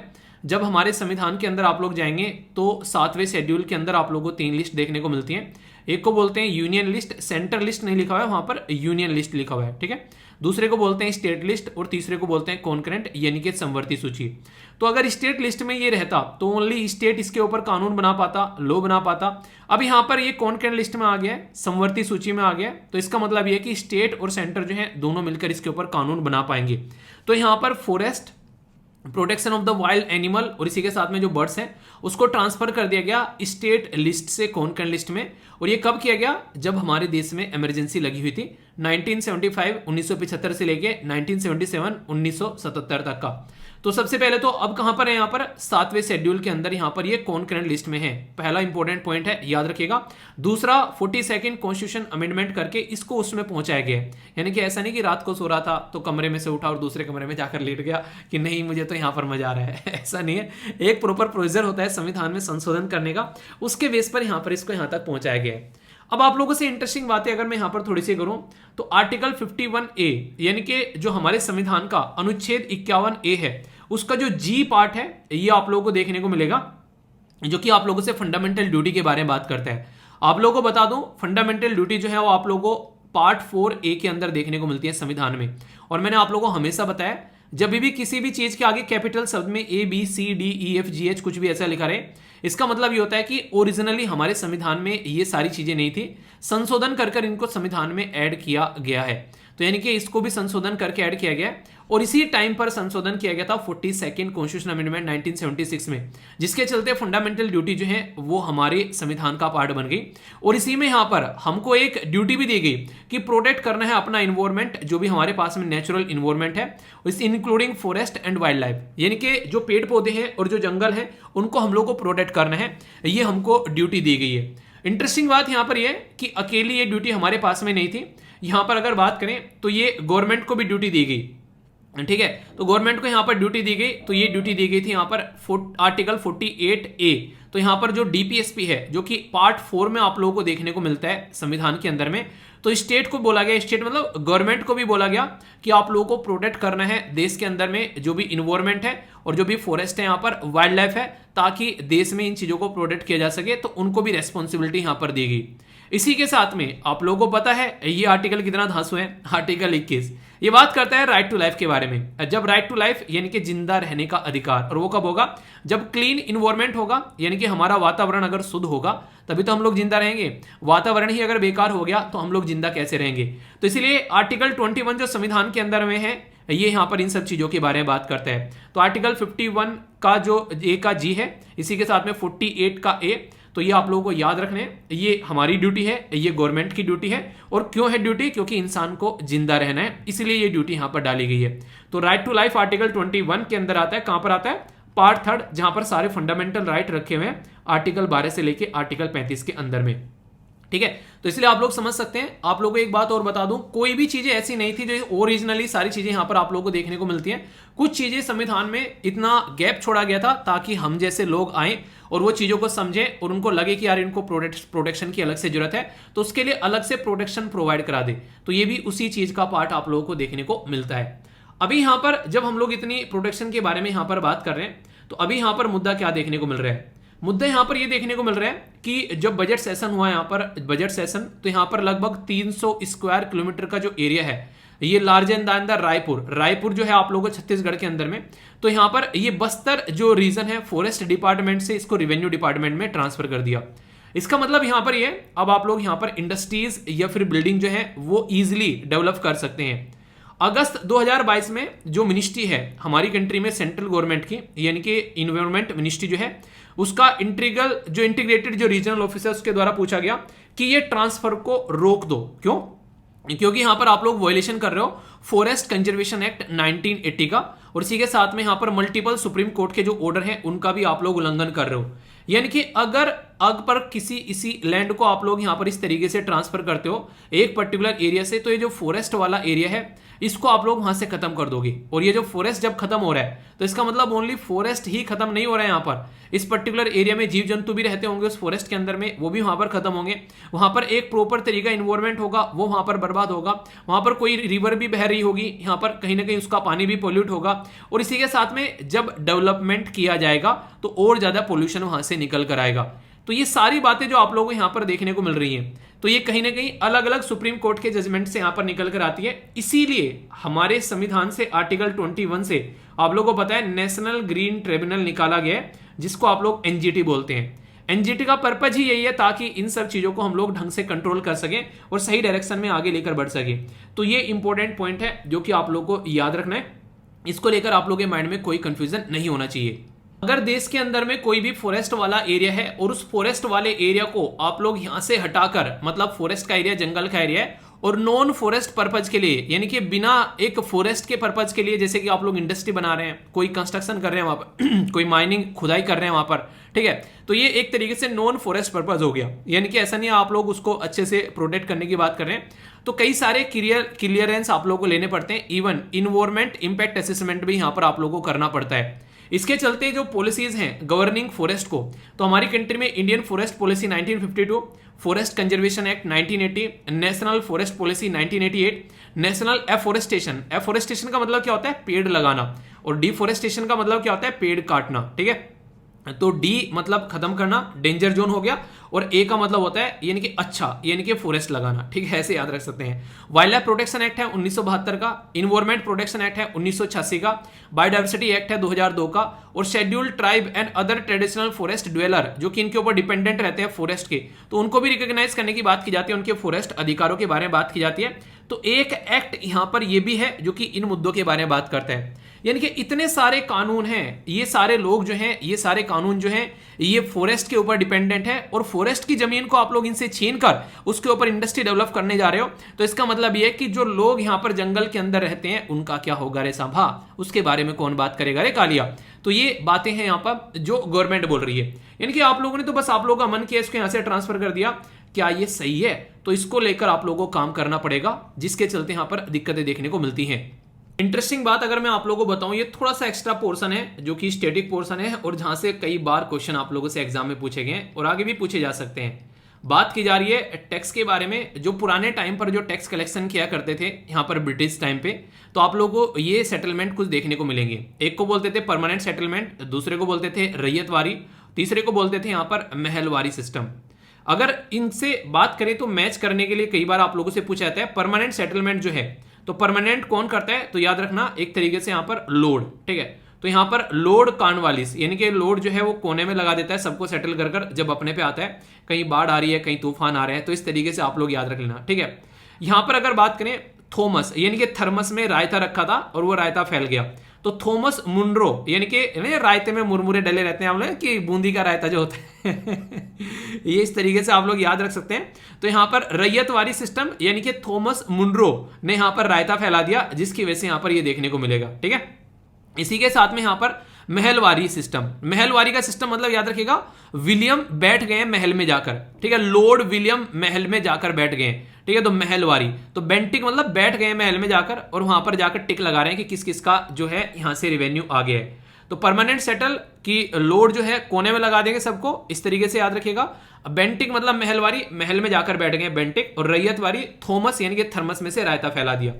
तो ये मुझे मतलब उस टाइम पर ये जो चीजें थी कई बार याद नहीं होती थी, तो थोड़ी थोड़ी सी इस तरीके की चीजें कई बार तिकड़मबाजी में लगा लेता था, तो मुझे आज याद आ गई जैसे मैंने टॉपिक देखा, ठीक है। अब इतना तो क्वेश्चन पूछा जाता है किस किसने यहाँ पर ये सिस्टम जो है ये पॉलिसी लेकर आया, ठीक है। अब इससे रिलेटेड कुछ और बातें मैं आप लोगों को बता दूं जो कि इंपॉर्टेंट है और एग्जाम में पूछी जाती है, जैसे कि किस रीजन में ये सेटलमेंट हुआ। जैसे परमानेंट सेटलमेंट जो हुआ बंगाल, बिहार और उड़ीसा में हुआ, यानी कि जो मैंने आप लोगों को अभी बताया, तो लॉर्ड जो थे वो बंगाल, बिहार और उड़ीसा में सबको कोने में लगाते चले गए, और ये वो रीजन है जहां पर सबसे पहले चीजों का कंट्रोल होना स्टार्ट हुआ देश के अंदर में। रायता कहां फैला, रायता फैला जहां पर आप लोगों को देखने को मिलेगा थॉमस मुरमुरो के द्वारा, वो साउथ इंडिया में फैलाया गया। तो साउथ इंडिया में यहां पर रायता फैलाया गया। और महल कहां बना, ये नॉर्थ वेस्ट रीजन में आप लोगों को महल दिखा, और यहां पर जाकर विलियम बैठ गए, ठीक है। तो इस तरीके से आप लोग समझ सकते हैं। टैक्स कलेक्ट कौन कौन करता था, परमानेंट सेटलमेंट वाले में जमींदार करते थे, जो गांव के जमींदार होते थे। रैयतवारी सिस्टम में रायता इतना फैल गया कंपनी डायरेक्टली यहां पर एक तरीके से इकट्ठा कर रही थी। और महलवारी सिस्टम में तो राजा जो है महल से निकलने के लिए तैयारी नहीं है, जो गांव में एक हेड बैठा दिया, उसको बोला कि भाई साहब पैसा इकट्ठा करके आप उनके दरवाजे पे पहुंचा देना। तो ये आप लोगों को देखने को मिलेगा।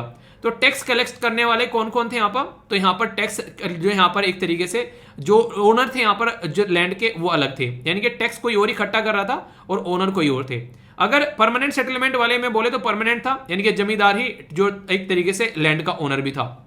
इसमें तो दोनों इस तरीके से समझ सकते हैं आप लोग यहाँ पर, ठीक है। पर लेकिन रैयतवारी में यहाँ पर फार्मर को ही बताया गया कि आप लोग जो है पहुंचा देना भाई साहब यहाँ पर हवेली, मतलब हवेली तो अगले में रहेगी, ठीक है, तो आप लोग पहुंचा देना बिना रायता फैलाए। तो ये बोला गया यहाँ पर रैयत वाले सिस्टम में।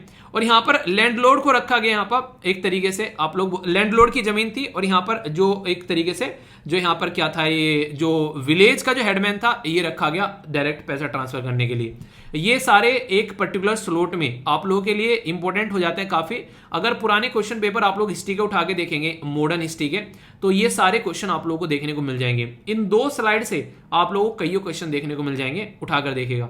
टैक्स का बर्डन जो था फार्मर पर पड़ता था, हाई टैक्स इंपोज किया जाता था और उसको फ्रीक्वेंटली इंक्रीज करते थे। तो आंसर राइटिंग में भी लिखने के लिए आ जाए तो ये आप लोगों के लिए काफी अच्छा डेटा है। तो ये सिस्टम आप लोग समझिएगा, जो कि कई बार एग्जाम में क्वेश्चन भी आप लोगों से बनते हैं। तो यहाँ पर आप लोगों को क्यों बताया, क्योंकि यहाँ पर फॉरेस्ट से रिलेटेड बातें चल रही हैं, तो थोड़ा सा जमींदारी सिस्टम भी मैंने आप लोगों को यहाँ पर बता दिया, जिससे कि आप लोग इसके साथ में कनेक्ट कर सकें। एक जमीन का नाम याद रखिएगा, उसको बोलते हैं orange area. Orange area, orange area मतलब अनडेमोक्रेटेड, जो एक तरीके से अनडिमार्केटेड प्रोटेक्टेड एरिया, यानी कि ऐसा एरिया जो कि प्रोटेक्टेड तो है पर इसको डिमार्केट नहीं किया गया है। कई बार सुना होगा ना आप लोगों ने कि जमीन खाली पड़ी है, अरे नहीं खाली नहीं पड़ी है भाई, गवर्नमेंट की जमीन है ये, ठीक है। तो पता तो है कि गवर्नमेंट की जमीन है पर अब तक डिमार्केट नहीं किया गया है, तो उसको आप लोग ऑरेंज एरिया बोलते हैं। और फॉरेस्ट कंजर्वेशन एक्ट जो है 1980 का, उसके तहत यहाँ पर ऑरेंज एरिया को प्रोटेक्ट करने का काम किया जाता है। तो एक छोटी सी स्टेटमेंट है ये इसलिए बता दी ताकि आप लोग भूलो ना। इसके बारे में वैसे स्लाइड में आप लोगों को मिल जाएगा जब डाउनलोड करोगे, ठीक है। एक यहाँ पर ये छोटी सी स्लाइड भी है, रैयतवारी, जमींदारी, महलवारी, और ये क्या है इसके बारे में आप लोगों को बताना है कमेंट बॉक्स में, ठीक है। ऐसा भी कुछ सिस्टम था क्या, इसके बारे में आप लोग बताइए। अभी जो मैं आप लोगों से बात करता हूं थोड़ी सी और एक्स्ट्रा, क्योंकि मुझे लग रहा है कि ये टॉपिक इस तरीके से कवर कर दूं कि आप लोग इसको कभी भूलो ना। फॉरेस्ट की बात चली रही है तो आप लोगों को थोड़ा सा यहाँ पर एक रिपोर्ट के बारे में बात कर लेते हैं, जिसको बोलते हैं इंडिया स्टेट फॉरेस्ट रिपोर्ट 2021। ये जो रिपोर्ट है अभी प्रस्तुत की गई, तो इसके चलते आप लोगों से बड़ा ही इंटरेस्टिंग क्वेश्चन बनता है कि टोटल फॉरेस्ट जो ट्री कवर है हमारे देश में वो कितना है। तो याद रखिएगा 24.62% हो गया है। अब तक मैंने आप लोगों को 2019 की रिपोर्ट पढ़ाई थी, अभी उसमें अपडेट कर लेना, ये अभी नई रिपोर्ट अभी आप लोगों को यहाँ पर देखने को मिल रही है। तो यहाँ पर एरिया 24.62% हो गया, जो कंट्री के अंदर जो टोटल एरिया है उस पर इतने पर फॉरेस्ट आप लोगों को देखने को मिलता है।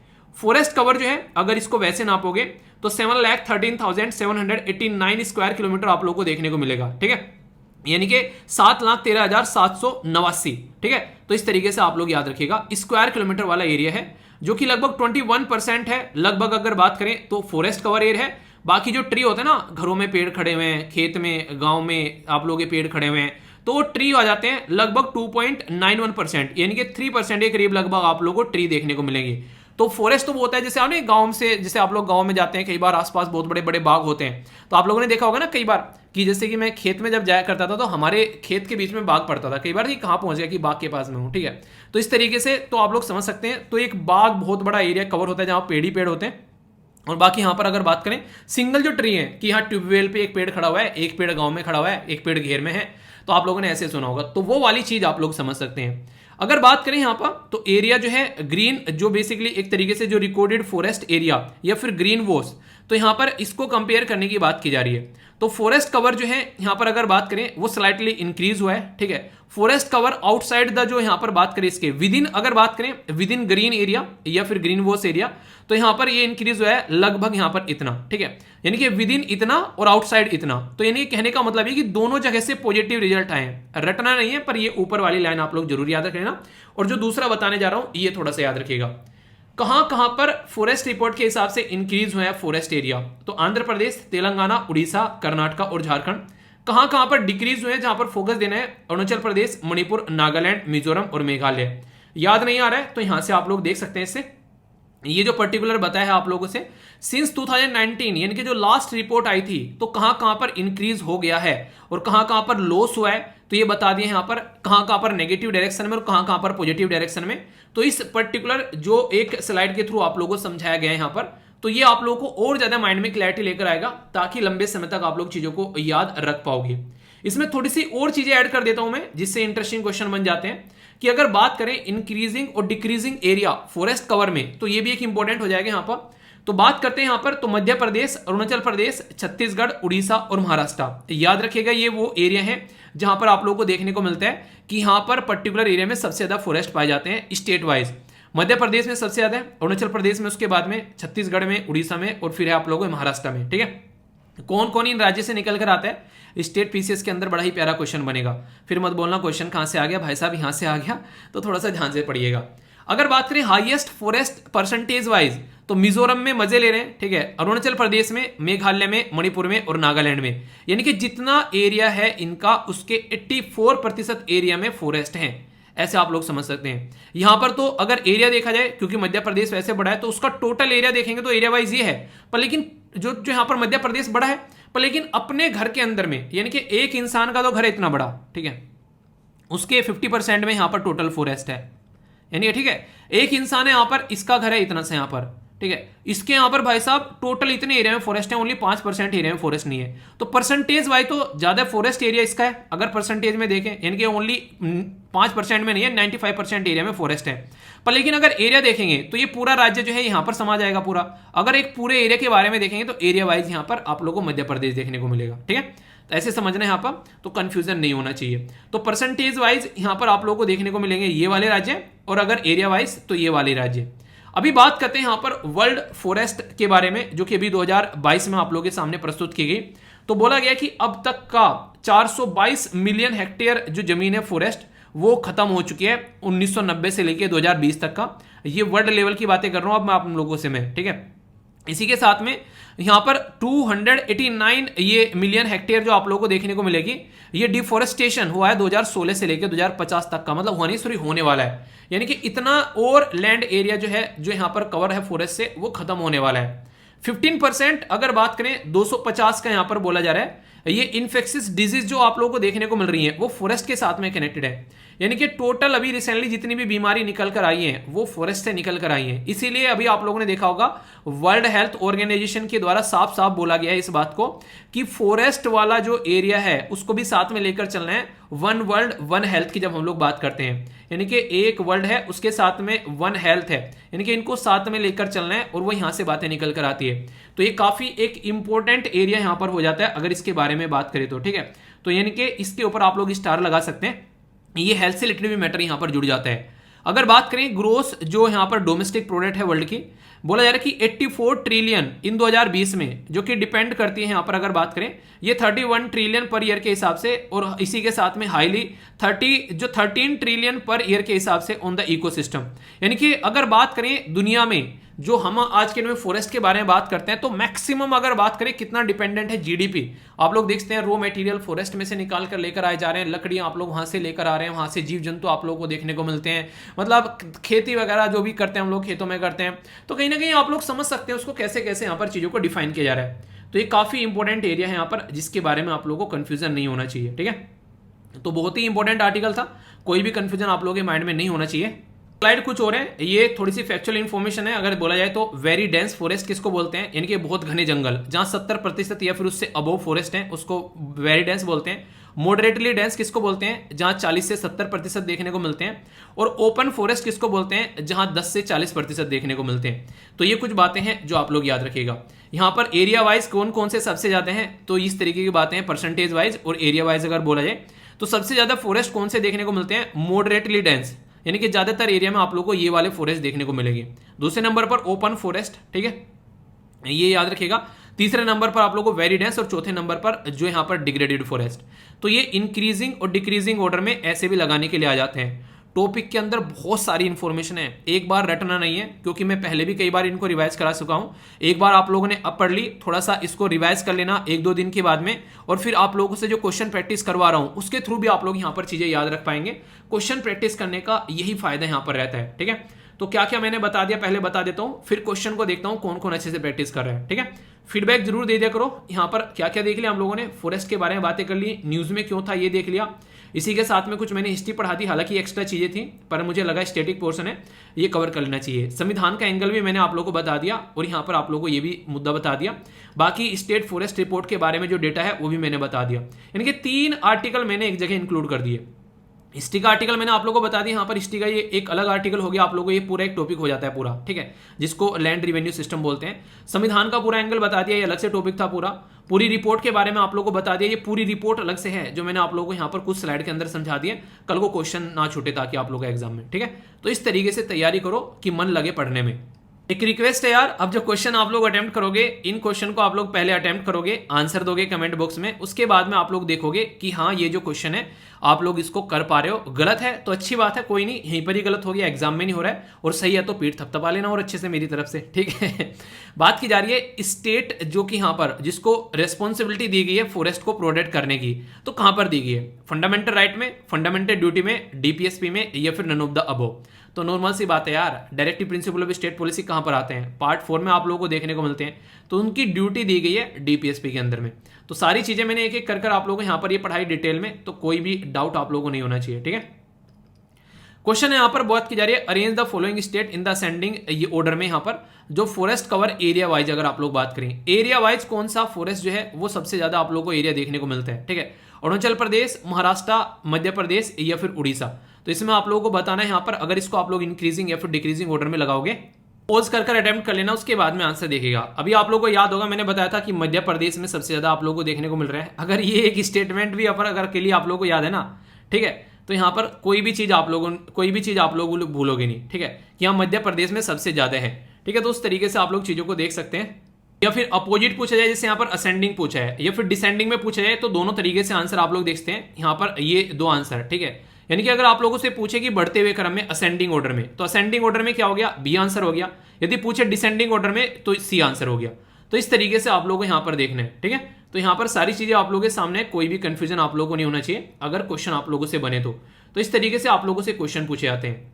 ठीक इसी में यहाँ पर परसेंटेज वाइज भी पूछा जा सकता है आप लोगों से, जैसे मैंने बताया था ना कि परसेंटेज वाइज भी आप लोगों से क्वेश्चन बन सकता है। तो सेम पैटर्न में आप लोगों का परसेंटेज वाइज क्वेश्चन पूछा जा सकता है, याद रखिएगा। पर यहाँ पर असेंडिंग और डिसेंडिंग, यहाँ पर घटते हुए क्रम में पूछा गया है, तो घटते हुए क्रम में आप लोगों को यहाँ पर ये आंसर देखने को मिलेगा, ठीक है, 4 3 2 1, ठीक है।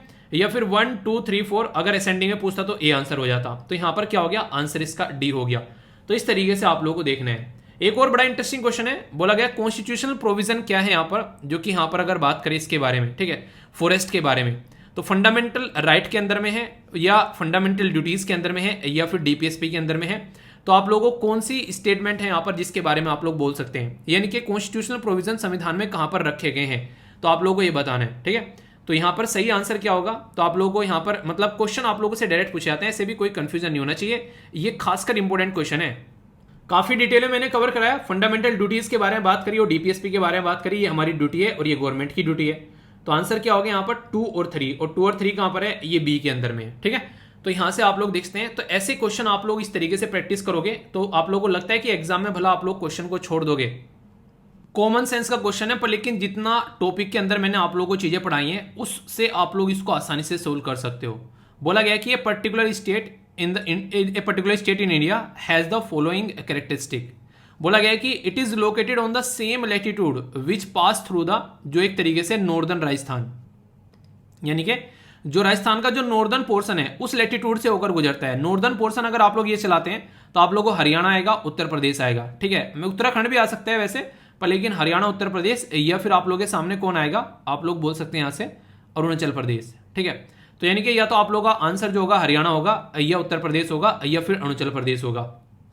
दूसरी statement, it has cover 80% of its area under the forest area. तो आप लोग समझिए अभी यहाँ पर, अभी मैंने आप लोगों को परसेंटेज वाइज जो फॉरेस्ट कवर यहाँ पर बताया, उसको अगर आप लोग थोड़ा सा भी रिकॉल करोगे तो आप लोग चीजों को समझ पाओगे। बोला गया कि 80% जो एरिया है इसका वो फॉरेस्ट कवर के अंदर आता है, ठीक है। समझ रहे हो आप लोग मैं क्या बोल रहा हूँ यहाँ पर, 80% एरिया बोला गया यहाँ पर। अगर आप लोग देखोगे यहाँ पर अरुणाचल प्रदेश के अंदर में, ठीक है, तो 80% यहाँ पर 80% में कोई सा भी ना तो आप लोगों को हरियाणा देखने को मिलेगा ना उत्तर प्रदेश, ओनली अरुणाचल प्रदेश एरिया जो है वो 79% यानी कि 80% के करीब आप लोगों को यहाँ पर निकल कर आता है, ठीक है।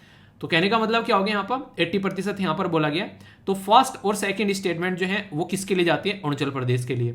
Over 12% of forest cover constituted protected area, तो ये यहाँ पर 12% इसका एरिया है। तो कॉमन सेंस थोड़ा सा आप लोगों को इस्तेमाल करना पड़ेगा जब एग्जाम में बैठते हैं। अब यहाँ पर क्या हो गया, ये ज्योग्राफिक का एक क्वेश्चन बन गया आप लोगों से, बड़ा ही बेहतरीन सा। लोकेशन वाइज भी क्वेश्चन आप लोगों से ऐसे पूछे जाते हैं। फॉरेस्ट कवर के बारे में पूछा गया तो रिपोर्ट भी यहाँ पर इंक्लूड होगी, ऐसा बोल सकते हैं। तो यूपीएससी थोड़ा सा अलग लेवल पर पहुंच जाती है कई बार, पर लेकिन इतनी गारंटी देता हूं कि जो पढ़ा रहा हूं अगर उसको ढंग से कवर करके जाओगे तो क्वेश्चन को आप लोग अटेम्प्ट कर पाओगे, और यही आप लोगों का पर्पज होना चाहिए, ठीक है। फीडबैक जरूर देना कैसा लगा पूरा टॉपिक, इतनी सारी चीजें कवर कर दी, 3 अलग अलग टॉपिक इसके अंदर कवर कर दिए, वो भी 2 न्यूज़पेपर के। तो अब आप लोगों को कोई भी डाउट इसको लेकर नहीं होना चाहिए। अगर फिर भी डाउट है तो कमेंट बॉक्स में बताना, फिर उसको भी दूर किया जाएगा। अच्छे से एंजॉय करा करो यार लेक्चर को, तभी लंबे समय तक चीजें भी याद आप लोग रख पाओगे, ओके। पुराने टाइम पे जो राजा रजवाड़े थे हमारे देश के, वो भाई साहब ऐसे थे, एक तो अपने आप लड़ा करते थे आपस में, ठीक है, अपने आप तो दबाकर वो लड़ाई करते थे, एक दूसरे की चिड़न होने की तो चिढ़ते भी थे बहुत ज़्यादा, और एक दूसरे की एक तरीके से होने की बुराई किया करते थे अंग्रेजों के सामने जाकर। अंग्रेजों को लगा यार कितने बेवकूफ़ हैं, ये आपस में लड़ रहे हैं और आपस में लड़ रहे हैं, एक दूसरे की बुराई भी कर रहे हैं। तो अंग्रेजों ने बोला पहले इनको लपेटना स्टार्ट कर दो, एक को तमाचे मारोगे तो दूसरा सपोर्ट में नहीं आएगा, दूसरा जो है खूब मजे उड़ाएगा, और जब उसको तमाचे लगेंगे तब तक जो है काम निपट चुका होगा। तो यहाँ पर ये एक तलवार है जो अभी हमको वापस मिल रही है, और ये ग्लासगो यानी कि यूके के अंदर रखी हुई थी। यहाँ पर जो एग्जीबिशन लगाया गया था दिल्ली इंपीरियल दरबार के अंदर में 1903 में, तो ये तलवार वहाँ पर दिखाई गई थी। अंग्रेजों को पसंद आ गई, अंग्रेज अपने साथ में ले गए जैसे कोहिनूर का हीरो वो हीरा चला गया, तो जो पसंद आता था ये भाई साहब अपने जहाज में रख के निकल लेते थे। तो अभी कुछ कुछ चीज़ें जो हैं अब वहाँ से वापस लाई जा रही है, उसमें से ये एक तलवार भी आप लोगों को देखने को मिलेगी जो कि निज़ाम साहब की तलवार है, और ये अपने देश में जो है वो रिटर्न लाई जा रही है। तो उसी के लिए पूरी प्रक्रिया जो है वो यहाँ पर कंप्लीट की जा रही है, ठीक है।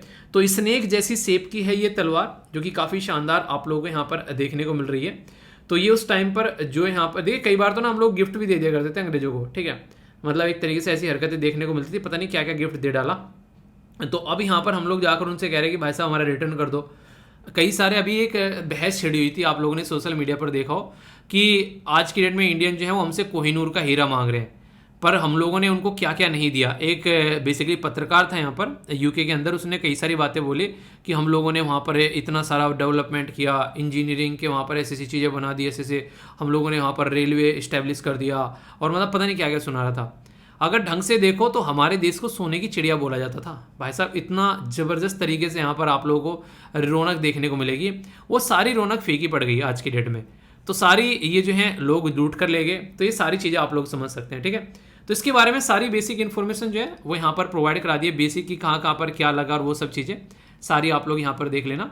तो ये तलवार है जो कि यहाँ पर निज़ाम साहब की थी, ये हैदराबाद के निज़ाम 14th सेंचुरी में यहाँ पर ये तलवार थी, जो कि यहाँ पर आगे चलकर आप लोग देखते हैं ये एक तरीके से बेच देते थे। कई सारे तो ऐसे थे, मतलब अलग ही लेवल के थे खिलाड़ी। आप लोगों को बताऊं, आप लोग जब हिस्ट्री पढ़ोगे ना, आप लोग मतलब उन्हें कहते हैं कि मज़ा आ जाएगा आप लोगों का हिस्ट्री को पढ़कर। मतलब हिस्ट्री जो है इंसानों को ना ताकतवर बनना सिखाती है, वो गलतियां जो है वो रिपीट करने से आप लोगों को रोकती है।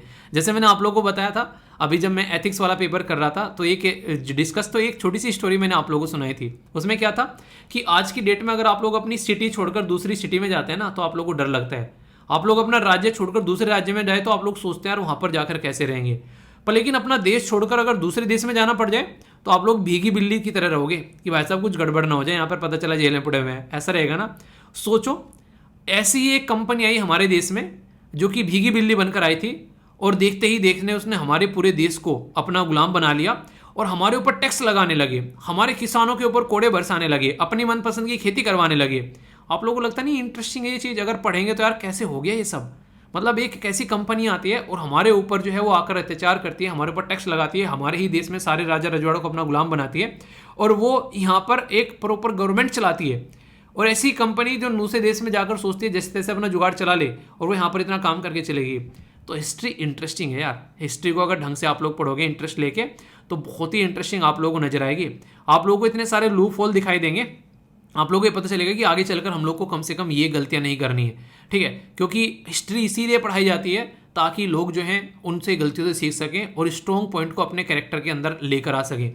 वहाँ पर आप लोगों को महान गाथाएं भी बताई जाएंगी, महाराणा प्रताप की गाथाएं होगी, भगत सिंह के बारे में बताया जा रहा है, ठीक है, चंद्रशेखर आज़ाद जी के बारे में बताया जा रहा है। तो भगत सिंह जी, चंद्रशेखर आज़ाद जी, भीमराव अम्बेडकर जी के बारे में, महात्मा गांधी जी के बारे में।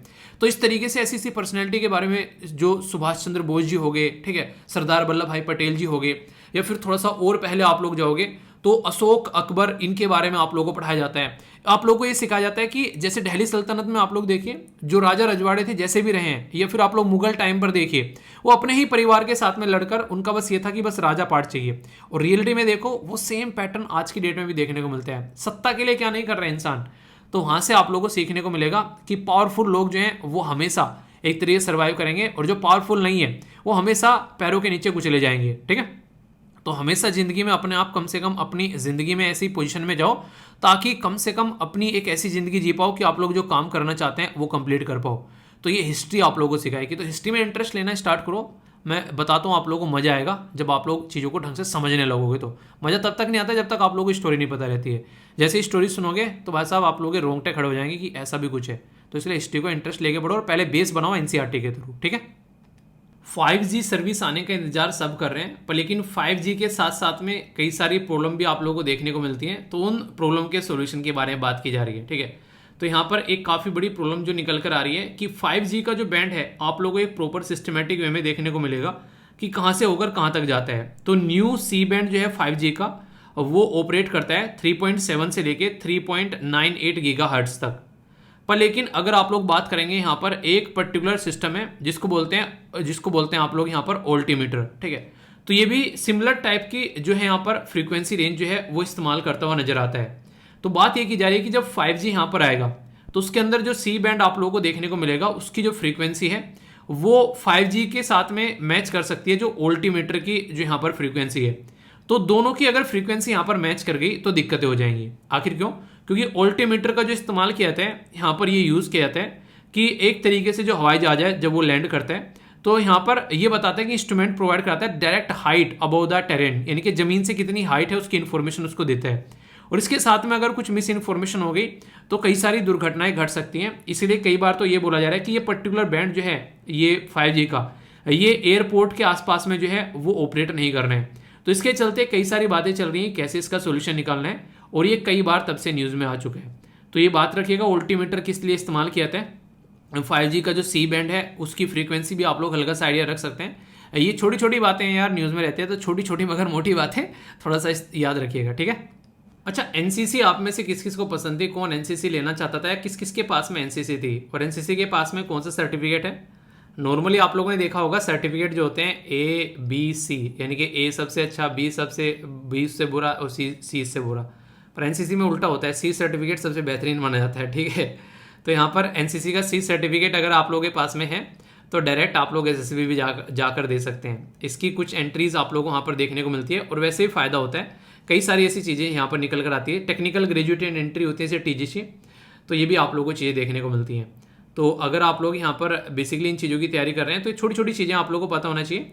सबसे पहले जब FCAT क्लियर किया था एयरफोर्स के लिए, तो SSB था मेरा बनारस के अंदर में, तो वहाँ पे SSB देने गया था।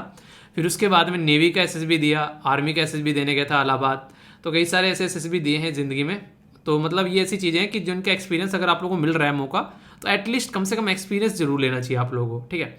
तो यहाँ पर मैं एनसीसी के बारे में क्यों बातें कर रहा हूँ आप लोगों से, क्योंकि एनसीसी जो है यहाँ पर ये जिसको आप लोग नेशनल कैडेट कॉर्प्स बोलते हैं, इसके द्वारा भी साइन किया गया MOU मतलब मेमोरेंडम ऑफ अंडरस्टैंडिंग। तो एक तरीका एग्रीमेंट है यूनाइटेड नेशन इन्वायरमेंट प्रोग्राम के साथ में कि ये प्लास्टिक के पोल्यूशन को भी यहाँ पर एक तरीके से खत्म करेंगे। और साथ ही साथ में यहाँ पर जो पुनीत सागर अभियान इनके द्वारा चला गया, शॉर्ट फॉर्म में इसको PS से बोला गया, यानी कि जो सागर यानी कि जो ओशन वाला रीजन है उसको साफ किया जाएगा। एम क्या है, अवेयरनेस फैलाने के लिए लोकल पॉपुलेशन को साथ में लेकर चल रहे हैं ताकि उनको चीज़ों की इंपॉर्टेंस बताई जा सके, और रिवर के आसपास में भी चीज़ों को क्लीन किया जा सके। जहां पर भी आप लोगों को रिवर देखने को मिलती है तो वो जरूरी है आसपास में क्लीन रहे, क्योंकि रिवर के अंदर गंदगी जाएगी तो इनडायरेक्ट वे में हमारे अंदर गंदगी आनी स्टार्ट हो जाती है, तो उसको साफ कर रहे हैं। तो स्वच्छ भारत मिशन जो था आप लोगों को पता है 2014 में स्टार्ट किया गया था, और जब गांधी जी की कौन सी बर्थ एनिवर्सरी थी, 150वीं बर्थ एनिवर्सरी 2019 में, तो टारगेट था कि इस तक कंप्लीट करना है। तो काफ़ी हद तक हम लोगों ने टारगेट को अचीव भी किया। तो उसी के तहत यहाँ पर अब सागर को स्वच्छ करना है, कई स्कूलों को स्वच्छ करना है, कई हॉस्पिटल को स्वच्छ करना है। तो प्रोग्राम तो चल गया, अब आगे आगे और भी बहुत सारी चीज़ें यहाँ पर स्वच्छ करनी है। और बेसिक रीजन इसका ये भी है, अगर चीज़ें स्वच्छ नहीं रहेंगी तो गंदगी रहेंगी, और जहाँ गंदगी रहेगी वहाँ बीमारी रहेगी, और बीमारी का घर अगर कहीं पर बन जाए तो वो इंसानों को ले डूबता है। वो कोरोना के टाइम पर आप लोगों ने देख लिया, एक्सप्लेन करने की जरूरत नहीं है, फील किया होगा आप लोगों ने बड़ी ही आसानी से। एक बात बताऊं आप लोगों को, जब कोरोना हुआ कई सारे डॉक्टर ऐसे थे जो कि नॉर्मल इलाज करते हैं, एक तरह पेट खराब का, वो बुखार जो नॉर्मल वैसे होते थे, बहुत सारे डॉक्टरों के धंधे वैसे रुक गए। क्यों? क्योंकि लोगों ने मास्क यूज़ करना स्टार्ट कर दिया, हैंड सैनिटाइजर यूज़ करना स्टार्ट कर दिया, पेट लोगों के खराब होने बंद हो गए। बहुत सारी ऐसी सिचुएशन भी आप लोगों को देखने को मिली। तो यानी कई सारी गंदगियाँ जो बाहर हम लोग जाकर खाते हैं ना, पकोड़े खाते हो ना, जो आप लोग दबा कर ये कहीं पर जाते हो, बर्गर खाते हो, ये बाहर के आप लोग ब्रेड पकोड़े खाते हो, उसी तेल का इस्तेमाल बार बार करता रहता है वो इंसान जो वहाँ पर ब्रेड पकोड़े समोसे बनाता है। और वो बहुत सारे लार्ज स्केल पर उसके ऊपर एक्सपेरिमेंट किए गए। वो बेसिकली किसका रीजन होता है? वो कैंसर का रीजन होता है। आप लोगों को एक इंटरेस्टिंग चीज़ बताऊँ, आप लोग सुनकर हैरान होंगे, जो बड़े बड़े होटल हैं उनके अंदर जो तेल है वो एक बार इस्तेमाल किया जाता है, और इस्तेमाल करने के बाद में फिर उसको सप्लाई कर दिया जाता है दुकानों पर। और यही तेल जो है फिर यहाँ से दुकानों से, ये इस तरीके जो दुकान वाले हैं जो पकोड़े बनाते हैं, समोसे बनाते हैं, ये सारे बर्गर वगैरह आप लोग खाते हैं, ये सारी चीज़ें फिर यहाँ से इस तेल का इस्तेमाल करके बनाते हैं, और वही तेल को बड़े चाव से आप लोग खाते हैं। तो ये काफ़ी खतरनाक चीज़ें हैं। इसलिए कहते हैं कि साफ सादा खाना खाओ और ज़िंदगी में मस्त रहो, बिना किसी बीमारी के इंजॉय करो। चलिए, तो हो गई वो बातें। आई होप कि आप लोग हेल्थ का ध्यान जरूर रख रहे होंगे अपने, और अगर नहीं रख रहे हो तो ज़रूरी है रखना, क्योंकि और से ऑलरेडी इतनी बीमारी आ रखी है, वही इंसान को ले डूबेंगे अगर आप लोग अपना ध्यान नहीं रखोगे। ठीक है, अभी यहाँ पर ब्रह्मोस मिसाइल जो है उसके बारे में बात की जा रही है। तो डिफेंस मिनिस्ट्री के द्वारा MOU साइन किया गया यहाँ पर ब्रह्मोस के लिए। यहाँ पर ब्रह्मोस जो एयर स्पेस प्राइवेट लिमिटेड है, ताकि यहाँ पर ड्यूअल सरफेस टू सरफेस मास करने वाली ब्रह्मेस जो मिसाइल है उसके ऊपर काम किया जा रहा है। और ये 2 स्टेज आप लोगों को देखने को मिलेगी, जिसमें फर्स्ट स्टेज आप लोगों को इंजन जो आप लोगों को यहाँ पर नजर आएगा, एक वो जो कि यहाँ पर एक जो सॉलिड है, और second stage liquid ramjet engine आप लोगों को देखने को मिलेगा एक हाई स्पीड के साथ में। स्पीड भी अभी यहाँ पर 2.8 से लेकर आप लोगों को देखने को मिल रहा है, बढ़ाने की बात की जा रही है और अच्छे से यहाँ पर, तो ये लगभग 3 टाइम जो more than the speed of sound, तो साउंड की स्पीड से भी तेज चलने वाली ब्रह्मोस, जो कि काफ़ी ताकतवर मिसाइल है। इंडिया और रसिया मिलकर यहाँ पर इसको बना रहे हैं, और फायर एंड फॉरगेट, एक बार छोड़ दो भाई साहब, बस जिसके पीछे लगा दी तो भाई साहब उसको मार के ही छोड़ेगी, वो वाली कंडीशन है। तो ऐसी ऐसी मिसाइलें हैं आज की डेट में। तो ये कुछ बेसिक इन्फॉर्मेशन है, समझ सकते हो। कुछ दिनों से एक मुहिम चल रही है कि पोल्यूशन को कम करना है, और आप लोगों को पता है 2070 तक हमको भी कम करना है, 2060 तक चाइना को कम करना है, यूएसए को कब तक कम करना है बताइए। तो वहाँ पर उसमें कार्बन डाइऑक्साइड को अगर कम करना है, मान लीजिए हम लोग जहाज उड़ा रहे हैं और वो जहाज जो है इंडियन को लेकर कहीं ना कहीं यूएसए में जा रहे हैं या फिर दूसरी कंट्री में जा रहे हैं, तो पता चला वहाँ पर बोल रखा है कि जीरो एमिशन यहाँ पर हो चुका है, तो ऐसे जहाज को रोका जाएगा, फिर उनके ऊपर प्रतिबंध लगेंगे। तो सस्टेनेबल एविएशन फ्यूल की बात यहाँ पर की जा रही है। तो ऐसा फ्यूल जो कि कार्बन डाइऑक्साइड जो है वो कम रिलीज करे, ऐसे फ्यूल के बारे में बात की जा रही है। तो सस्टेनेबल एविएशन फ्यूल जो है वो air India, air Asia India और इसी के साथ में विस्तारा के द्वारा साइन किया गया एमओयू। तो यहाँ पर इसके ऊपर काम कर रहे हैं कि जीरो एमिशन वाला फ्यूल मिलना चाहिए। इसमें इंटरनेशनल सिविल जो एविएशन ऑर्गेनाइजेशन है वो भी मेंबर है, वो भी एग्री है कि यार जीरो एमिशन वाला होना चाहिए 2050 तक, क्योंकि कई सारी कंट्री का टारगेट है कि 2050 तक हम लोग को नेट जीरो करना है, और अगर ये नहीं हुआ तो फिर वैसा वांदे लग जाने हैं। तो उसी के ऊपर ये सब काम कर रहे हैं यहाँ पर। तो cooking oil, agriculture waste, fat या फिर नॉन फूड क्रॉप्स, इन सबको आप लोग ध्यान में रख के देख सकते हैं। तो यहाँ पर ये रेफर किया जाता है बायोफ्यूल, और ये क्या करता है ये बायोफ्यूल, ये कहीं ना कहीं जो नेगेटिव इंपैक्ट होता है उसको कम करने की कोशिश करता है। तो ये आप लोग यहाँ पर समझ सकते हैं। तो कंपेयर किया जा रहा है कि कैसे यहाँ पर कार्बन एमिशन को कम करना है। अगर ये काम हम लोग कर पाते हैं और अपने यहाँ पर प्रोड्यूस कर पाते हैं तो सोचो कितना फायदा होगा। कई सारे लोग तो ये बोलते हैं, अभी यहाँ पर इसके ऊपर मुहिम चली थी बेसिकली यूरोप के अंदर में, बोल रहे हैं कि जो हवाई जहाज में यात्रा कर रहे हैं उनके ऊपर ज़्यादा टैक्स लगाना स्टार्ट कर दो।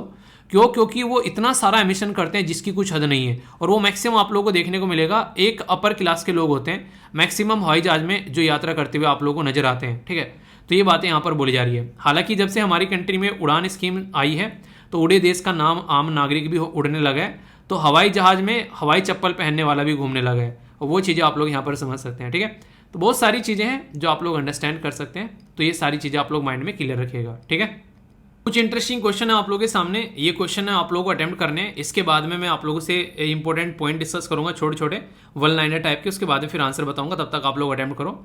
अभी रिसेंटली कैमल, इसी के साथ में यहाँ पर ये कुछ शब्द हैं, ठीक है, जो कि आप लोगों को यहाँ पर पता होना चाहिए, जो कि यहाँ पर रिसेंटली अभी न्यूज़ में थे। तो इनके बारे में आप लोगों को बताना है कि ये जो शब्द हैं ये किस चीज़ से रिलेटेड है। यकीन मानो इंटरेस्टिंग है काफ़ी है। कैमल, मैंगूज, कबून, एल्यूमिनियम, तो इनके बताना है किससे रिलेटेड है। ये क्रिकेट के बैट्स हैं, क्रिकेट के बल्ले हैं, मिलिट्री के कोड हैं, स्क्वाड्रंस है, या फिर यहाँ पर चेस मूव है। तो आप लोगों को बताना है क्या है यहाँ पर, ये देखता हूँ कौन से ये बता पाता है। व्यू पॉइंट जो है रिसेंटली अभी यहाँ पर न्यूज़ में है एप्लीकेशन, जो कि यहाँ पर मेजर कंपनी है जिससे रिलेटेड है यहाँ पर गूगल, अमेजन, फेसबुक या फिर एप्पल। नेक्स्ट क्वेश्चन आप लोगों के सामने यहाँ पर बात की जा रही है कि डिफेंस फोर्स के द्वारा हमारी कंट्री में कौन से डिफेंस फोर्स के द्वारा भी एमओयू साइन किया गया है जियोलॉजिकल सर्वे ऑफ इंडिया के साथ में। नेक्स्ट यहाँ पर रतन ओझा जो है रिसेंटली अभी हमारे बीच में नहीं रहे। ये थिएटर आर्टिस्ट थे, किस राज्य के? उड़ीसा, मेघालय, आसाम या फिर वेस्ट बंगाल।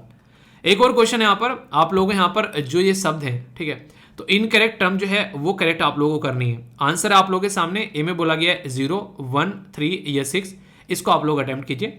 वन लाइनर बता देता हूं आप लोगों को, इसके बाद में फिर हम लोग समझेंगे इसके बारे में, जो कि कई सारी इंटरेस्टिंग बातें आप लोगों को बताऊंगा। ठीक है, सबसे पहले यहां पर बात की जा रही है जो national conference of environment minister जो स्टेट है उनके द्वारा अभी यहां पर, ये बेसिकली कहां पर, गुजरात के अंदर में एक नेशनल कॉन्फ्रेंस यहां पर देखने को मिले। पर्टिकुलर लोकल एरिया का नाम भले ही याद न रखो, राज्य का नाम जरूर याद रखेगा। ठीक है, तो ये 23 से लेकर 24 सितंबर तक देखने को मिली। पूछ ले आप लोगों से कि नेशनल कॉन्फ्रेंस ऑफ इन्वायरमेंट ये कहाँ पर देखने को मिले, तो किसके द्वारा, तो मिनिस्टर ऑफ स्टेट कौन है ये आप लोगों को बताना है। इसके ऊपर स्टार लगा लेना यार, ये है बेसिकली जैसे लेक्चर को स्टार देते हो ना आप लोग, कितने लेक्चर का स्टार कितना रहता है। एक बच्चा कह रहा है सर ये लेक्चर जो है वो 11 स्टार का लेक्चर है। 11 स्टार मतलब जैसे नॉर्मल होटल्स में होंगे 5 स्टार, 7 स्टार भी कोई होटल नहीं है नॉर्मल तरीके से देखा जाए। आप लोगों ने 11 स्टार 11 सितारा लेक्चर बना दिया।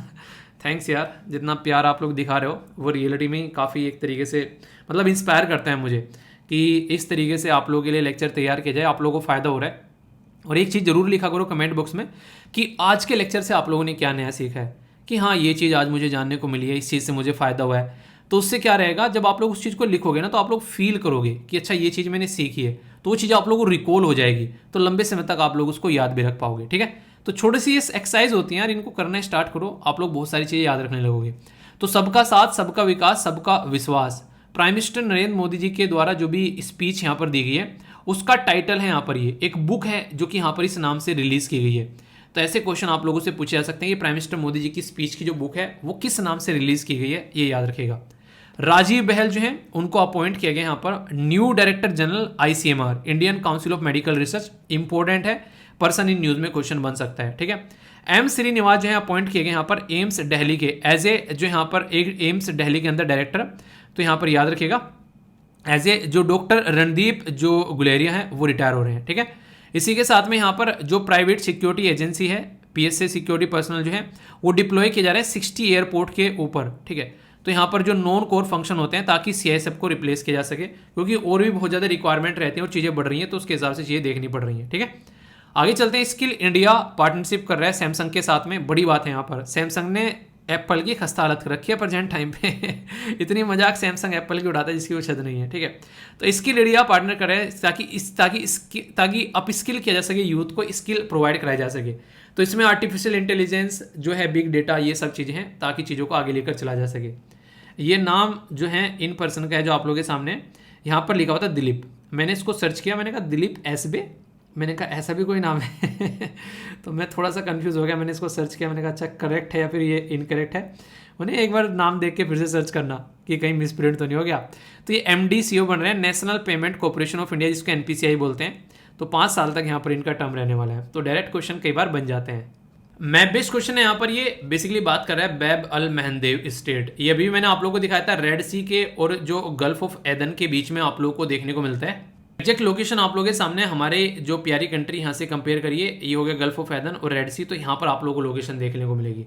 तो इसके बारे में आप लोग याद रख सकते हैं, कोई कंफ्यूजन नहीं होना चाहिए। ठीक है, अब क्वेश्चन है आप लोगों के सामने यहाँ पर, ये इसमें क्रिकेट की टर्म सही है जो आप लोगों के सामने कैमल, मैंग्रूव्स, यहाँ पर ये एक तरीके से ना, ये बेसिकली जो कबून, ये सारी आप लोगों से पूछी जाए तो याद रखिएगा कबूम, ये सारी चीज़ें, ये नाम है क्रिकेट के बल्ले हैं ये। ठीक है, व्यू पॉइंट यहाँ पर किससे रिलेटेड है, तो ये आप लोगों को देखने को मिलेगा अमेजन। ठीक है, इसी के साथ में यहाँ पर अगर बात की जाए तो ये बात की जा रही है किसके साथ में मिलकर काम कर रहा है, geological survey of India defence force में, तो इंडियन नेवी के साथ में मिलकर यहाँ पर काम कर रहा है। ठीक है, तो ये क्वेश्चन आप लोगों से कई बार पूछे जाते हैं, छोटे छोटे क्वेश्चन है। नेक्स्ट इंपॉर्टेंट पर्सनैलिटी जो रतन ओझा हैं, ये रिसेंटली अभी डेथ हुई, तो किस से आते हैं यहाँ पर, ये तो आसाम से यहाँ पर ही आते हैं। ठीक है, बाकी जो ये आप लोगों के सामने क्वेश्चन है इसको आप लोग अटेम्प्ट कीजिए, सही आंसर आप लोगों के सामने एक्सप्लेन दे रखा है। ठीक है, तो यहाँ पर आप लोगों के माइंड में कोई भी कंफ्यूजन इसको लेकर नहीं होना चाहिए। ठीक है, तो ये इस तरीके से आप लोग समझ सकते हैं। तो छोटे छोटे से क्वेश्चन होते हैं, ज़्यादा ऐसे नहीं कि बहुत ही ज़्यादा हैवी क्वेश्चन आप लोगों को दिए जाते हैं, ताकि प्रैक्टिस करते रहो आप लोग, एटलीस्ट एक क्वेश्चन डेली प्रैक्टिस करते रहो, तो भी आप लोग को कंफर्टेबल जोन में आप लोग आ जाओगे। ठीक है, बाकी SLV कमांडो मैंने आप लोगों को बताई दिए, और नफ जो यहाँ पर ये है रफेल नडाल, जिनके बारे में बात की थी आप लोगों से। तो याद रखिएगा इंपॉर्टेंट पर्सनैलिटी, ये भी रिसेंटली अभी न्यूज़ में आए थे। टेनिस प्लेयर हैं और सबसे ज़्यादा है इनके पास में 22 आप लोगों को सिंगल्स जो है देखने को मिलेंगे। ठीक है, तो ये इंपॉर्टेंट पर्सनैलिटी है। बाकी आप लोग की वोकेबलरी, 5 नए शब्द जो कि आप लोग की वोकेबलरी भी इंप्रूव करेंगे, आप लोगों का आंसर राइटिंग भी इंप्रूव करेंगे। NDA CDS SSC बैंकिंग की तैयारी कर रहे हैं उसमें भी आप लोगों को फायदा पहुंचाएंगे। माइजर, कंजूस, एक कंजूस इंसान होता है ना, तो जो एक तरीके से एक एक पैसे को गिनता है। मैं आप लोगों को बोलूँ जिंदगी में हमेशा पैसे से ज़्यादा टाइम को इंपॉर्टेंस दो, तो हमेशा आगे आप लोग रहोगे, कभी पीछे नहीं रहोगे। तो पैसे को ज़्यादा इंपॉर्टेंस नहीं देनी है, टाइम को इंपॉर्टेंस देनी है। नेक्स्ट शब्द है यहाँ पर हिट, इसका मतलब होता है सावधान, यानी कि अटेंशन पे करना। जैसे बोलता है लेक्चर आते हैं, अटेंशन पे कर लो और इन्जॉय करो पूरा लेक्चर को अच्छे शानदार तरीके से। जो नया सीखा है उसको थोड़ा सा रिकॉल करने की भी कोशिश करो। नेक्स्ट शब्द आप लोगों के सामने रिटोर, यानी कि करारा जवाब। ठीक है, आंसर देना, रिप्लाई करना, तो ये शब्द यूज किया है कई बार। ठीक है, तो ये आप लोग समझ सकते हैं। एंटोनिम और सिनोनिम्स भी आप लोगों के सामने, यानी कि जो आप लोग पर्यायवाची और अनुलोम विलोम, ये बेसिकली आप लोग ये भी शब्द देख सकते हैं। ठीक है, एंडो मतलब होता है एक तरीके से प्रदान करना, प्रोवाइड कराना, सप्लाई करना, सपोर्ट करना भी आप लोग बोल सकते हैं। डायरेज एक तरीके से शोक गीत, उन्हें कहते हैं जब कोई किसी की डेथ हो जाती है तो उसमें यहाँ पर शोक व्यक्त करने के लिए जो गीत गाया जाता है, तो फ्यूनरल सॉन्ग भी आप लोग इसको नॉर्मली बोलते हैं। ठीक है, तो कई शब्द हैं यहाँ पर, रिवीजन जरूर किया करो यार वीकेंड में कम से कम एटलीस्ट आप लोग बैठ के, ताकि लंबे समय तक चीज़ें जो हैं वो आप लोग याद रख पाओ। ये रिक्वेस्ट है आप लोगों से। ठीक है, और फीडबैक जरूर दिया करो, 1 सेकंड लगती है, एटलीस्ट कम से कम 1/10 लोग तो कम से कम पार्टिसिपेट करो। 1 लाख अगर लोग देख रहे हैं तो 10,000 प्लस तो कम से कम आप लोग बेसिकली इसको सपोर्ट करो वीडियो को, ताकि देखो अच्छी चीज़ें यार, अगर आप लोगों को लगता है चीज़ें अच्छी हैं तो आप लोग देख रहे हैं तो इसका मतलब दूसरों तक पहुंचनी चाहिए। तो प्यार बांटने से बढ़ता है, और यही एक तरीके से आप लोगों के लिए जो है एक आप लोग बोल सकते हैं कि एक जो सोसाइटी को इंप्रूव करने का एक मौका भी है। जो चीज़ें सीखते हो दूसरे को सिखा भी सकते हो। अगर वीडियो शेयर नहीं करने तो खुद आप लोग सिखा दो जो आप लोगों ने पढ़ा है, ये और भी फायदेमंद है, इससे आप लोगों का रिविजन भी हो जाएगा। पर आप लोगों को लग रहा है अगर टाइम नहीं है तो फिर वैसे आप लोग शेयर कर सकते हो। जिसको शेयर करोगे वो आप लोगों को ये नहीं बोलेगा कि क्या दिखा रहा है मुझे, ठीक है, हमेशा बोलेगा थैंक्स यार ऐसी चीज़ दिखाने के लिए। और अच्छी चीज़ें हमेशा शेयर कर दिया करो, चाहे ये वीडियो चाहे कोई और वीडियो जो भी आप लोग देखते हो, किसी और टीचर की कोई और वीडियो पसंद आती है तो वो भी आप लोग शेयर कर दिया करो। ये ऐसी चीज़ें हैं कि हिम्मत करके इंसान बनाता है, काफ़ी मेहनत से बनती है, ठीक है। तो इनको आप लोग उसका बेसिकली एक तरीके से सपोर्ट मिलता है फिर, ठीक है। तो ये है आज का लेक्चर, मैं आशा करता हूँ आप लोगों ने अच्छे से एंजॉय किया होगा। तो ये था आज का बैलेंस डाइट। कैसी लगी बैलेंस डाइट, कोई डाउट हो तो बताना। बाकी नेक्स्ट लेक्चर में मिलता हूँ, पीडीएफ टेलीग्राम से जाकर डाउनलोड कर लेना। और एमसीक्यू की वीडियो जो है वो भी डाल दूंगा, या तो आज डाल दूंगा या फिर कल डाल दूंगा, ठीक है। तो टेंशन मत लेना, क्योंकि अभी रिसेंटली अभी थोड़ा बाहर आना जाना हो गया, उसकी वजह से नहीं डाल पाया। और कल जो थी आप लोगों की एथिक्स वाली डाल दी है, तो उसको जरूर देखिएगा, ये मेरी रिक्वेस्ट है आप लोगों से। आप लोगों को बहुत सारी नई चीज़ें जानने को मिलेंगी, ठीक है। तो all the best to all of you for the day, अच्छे से एंजॉय कीजिए।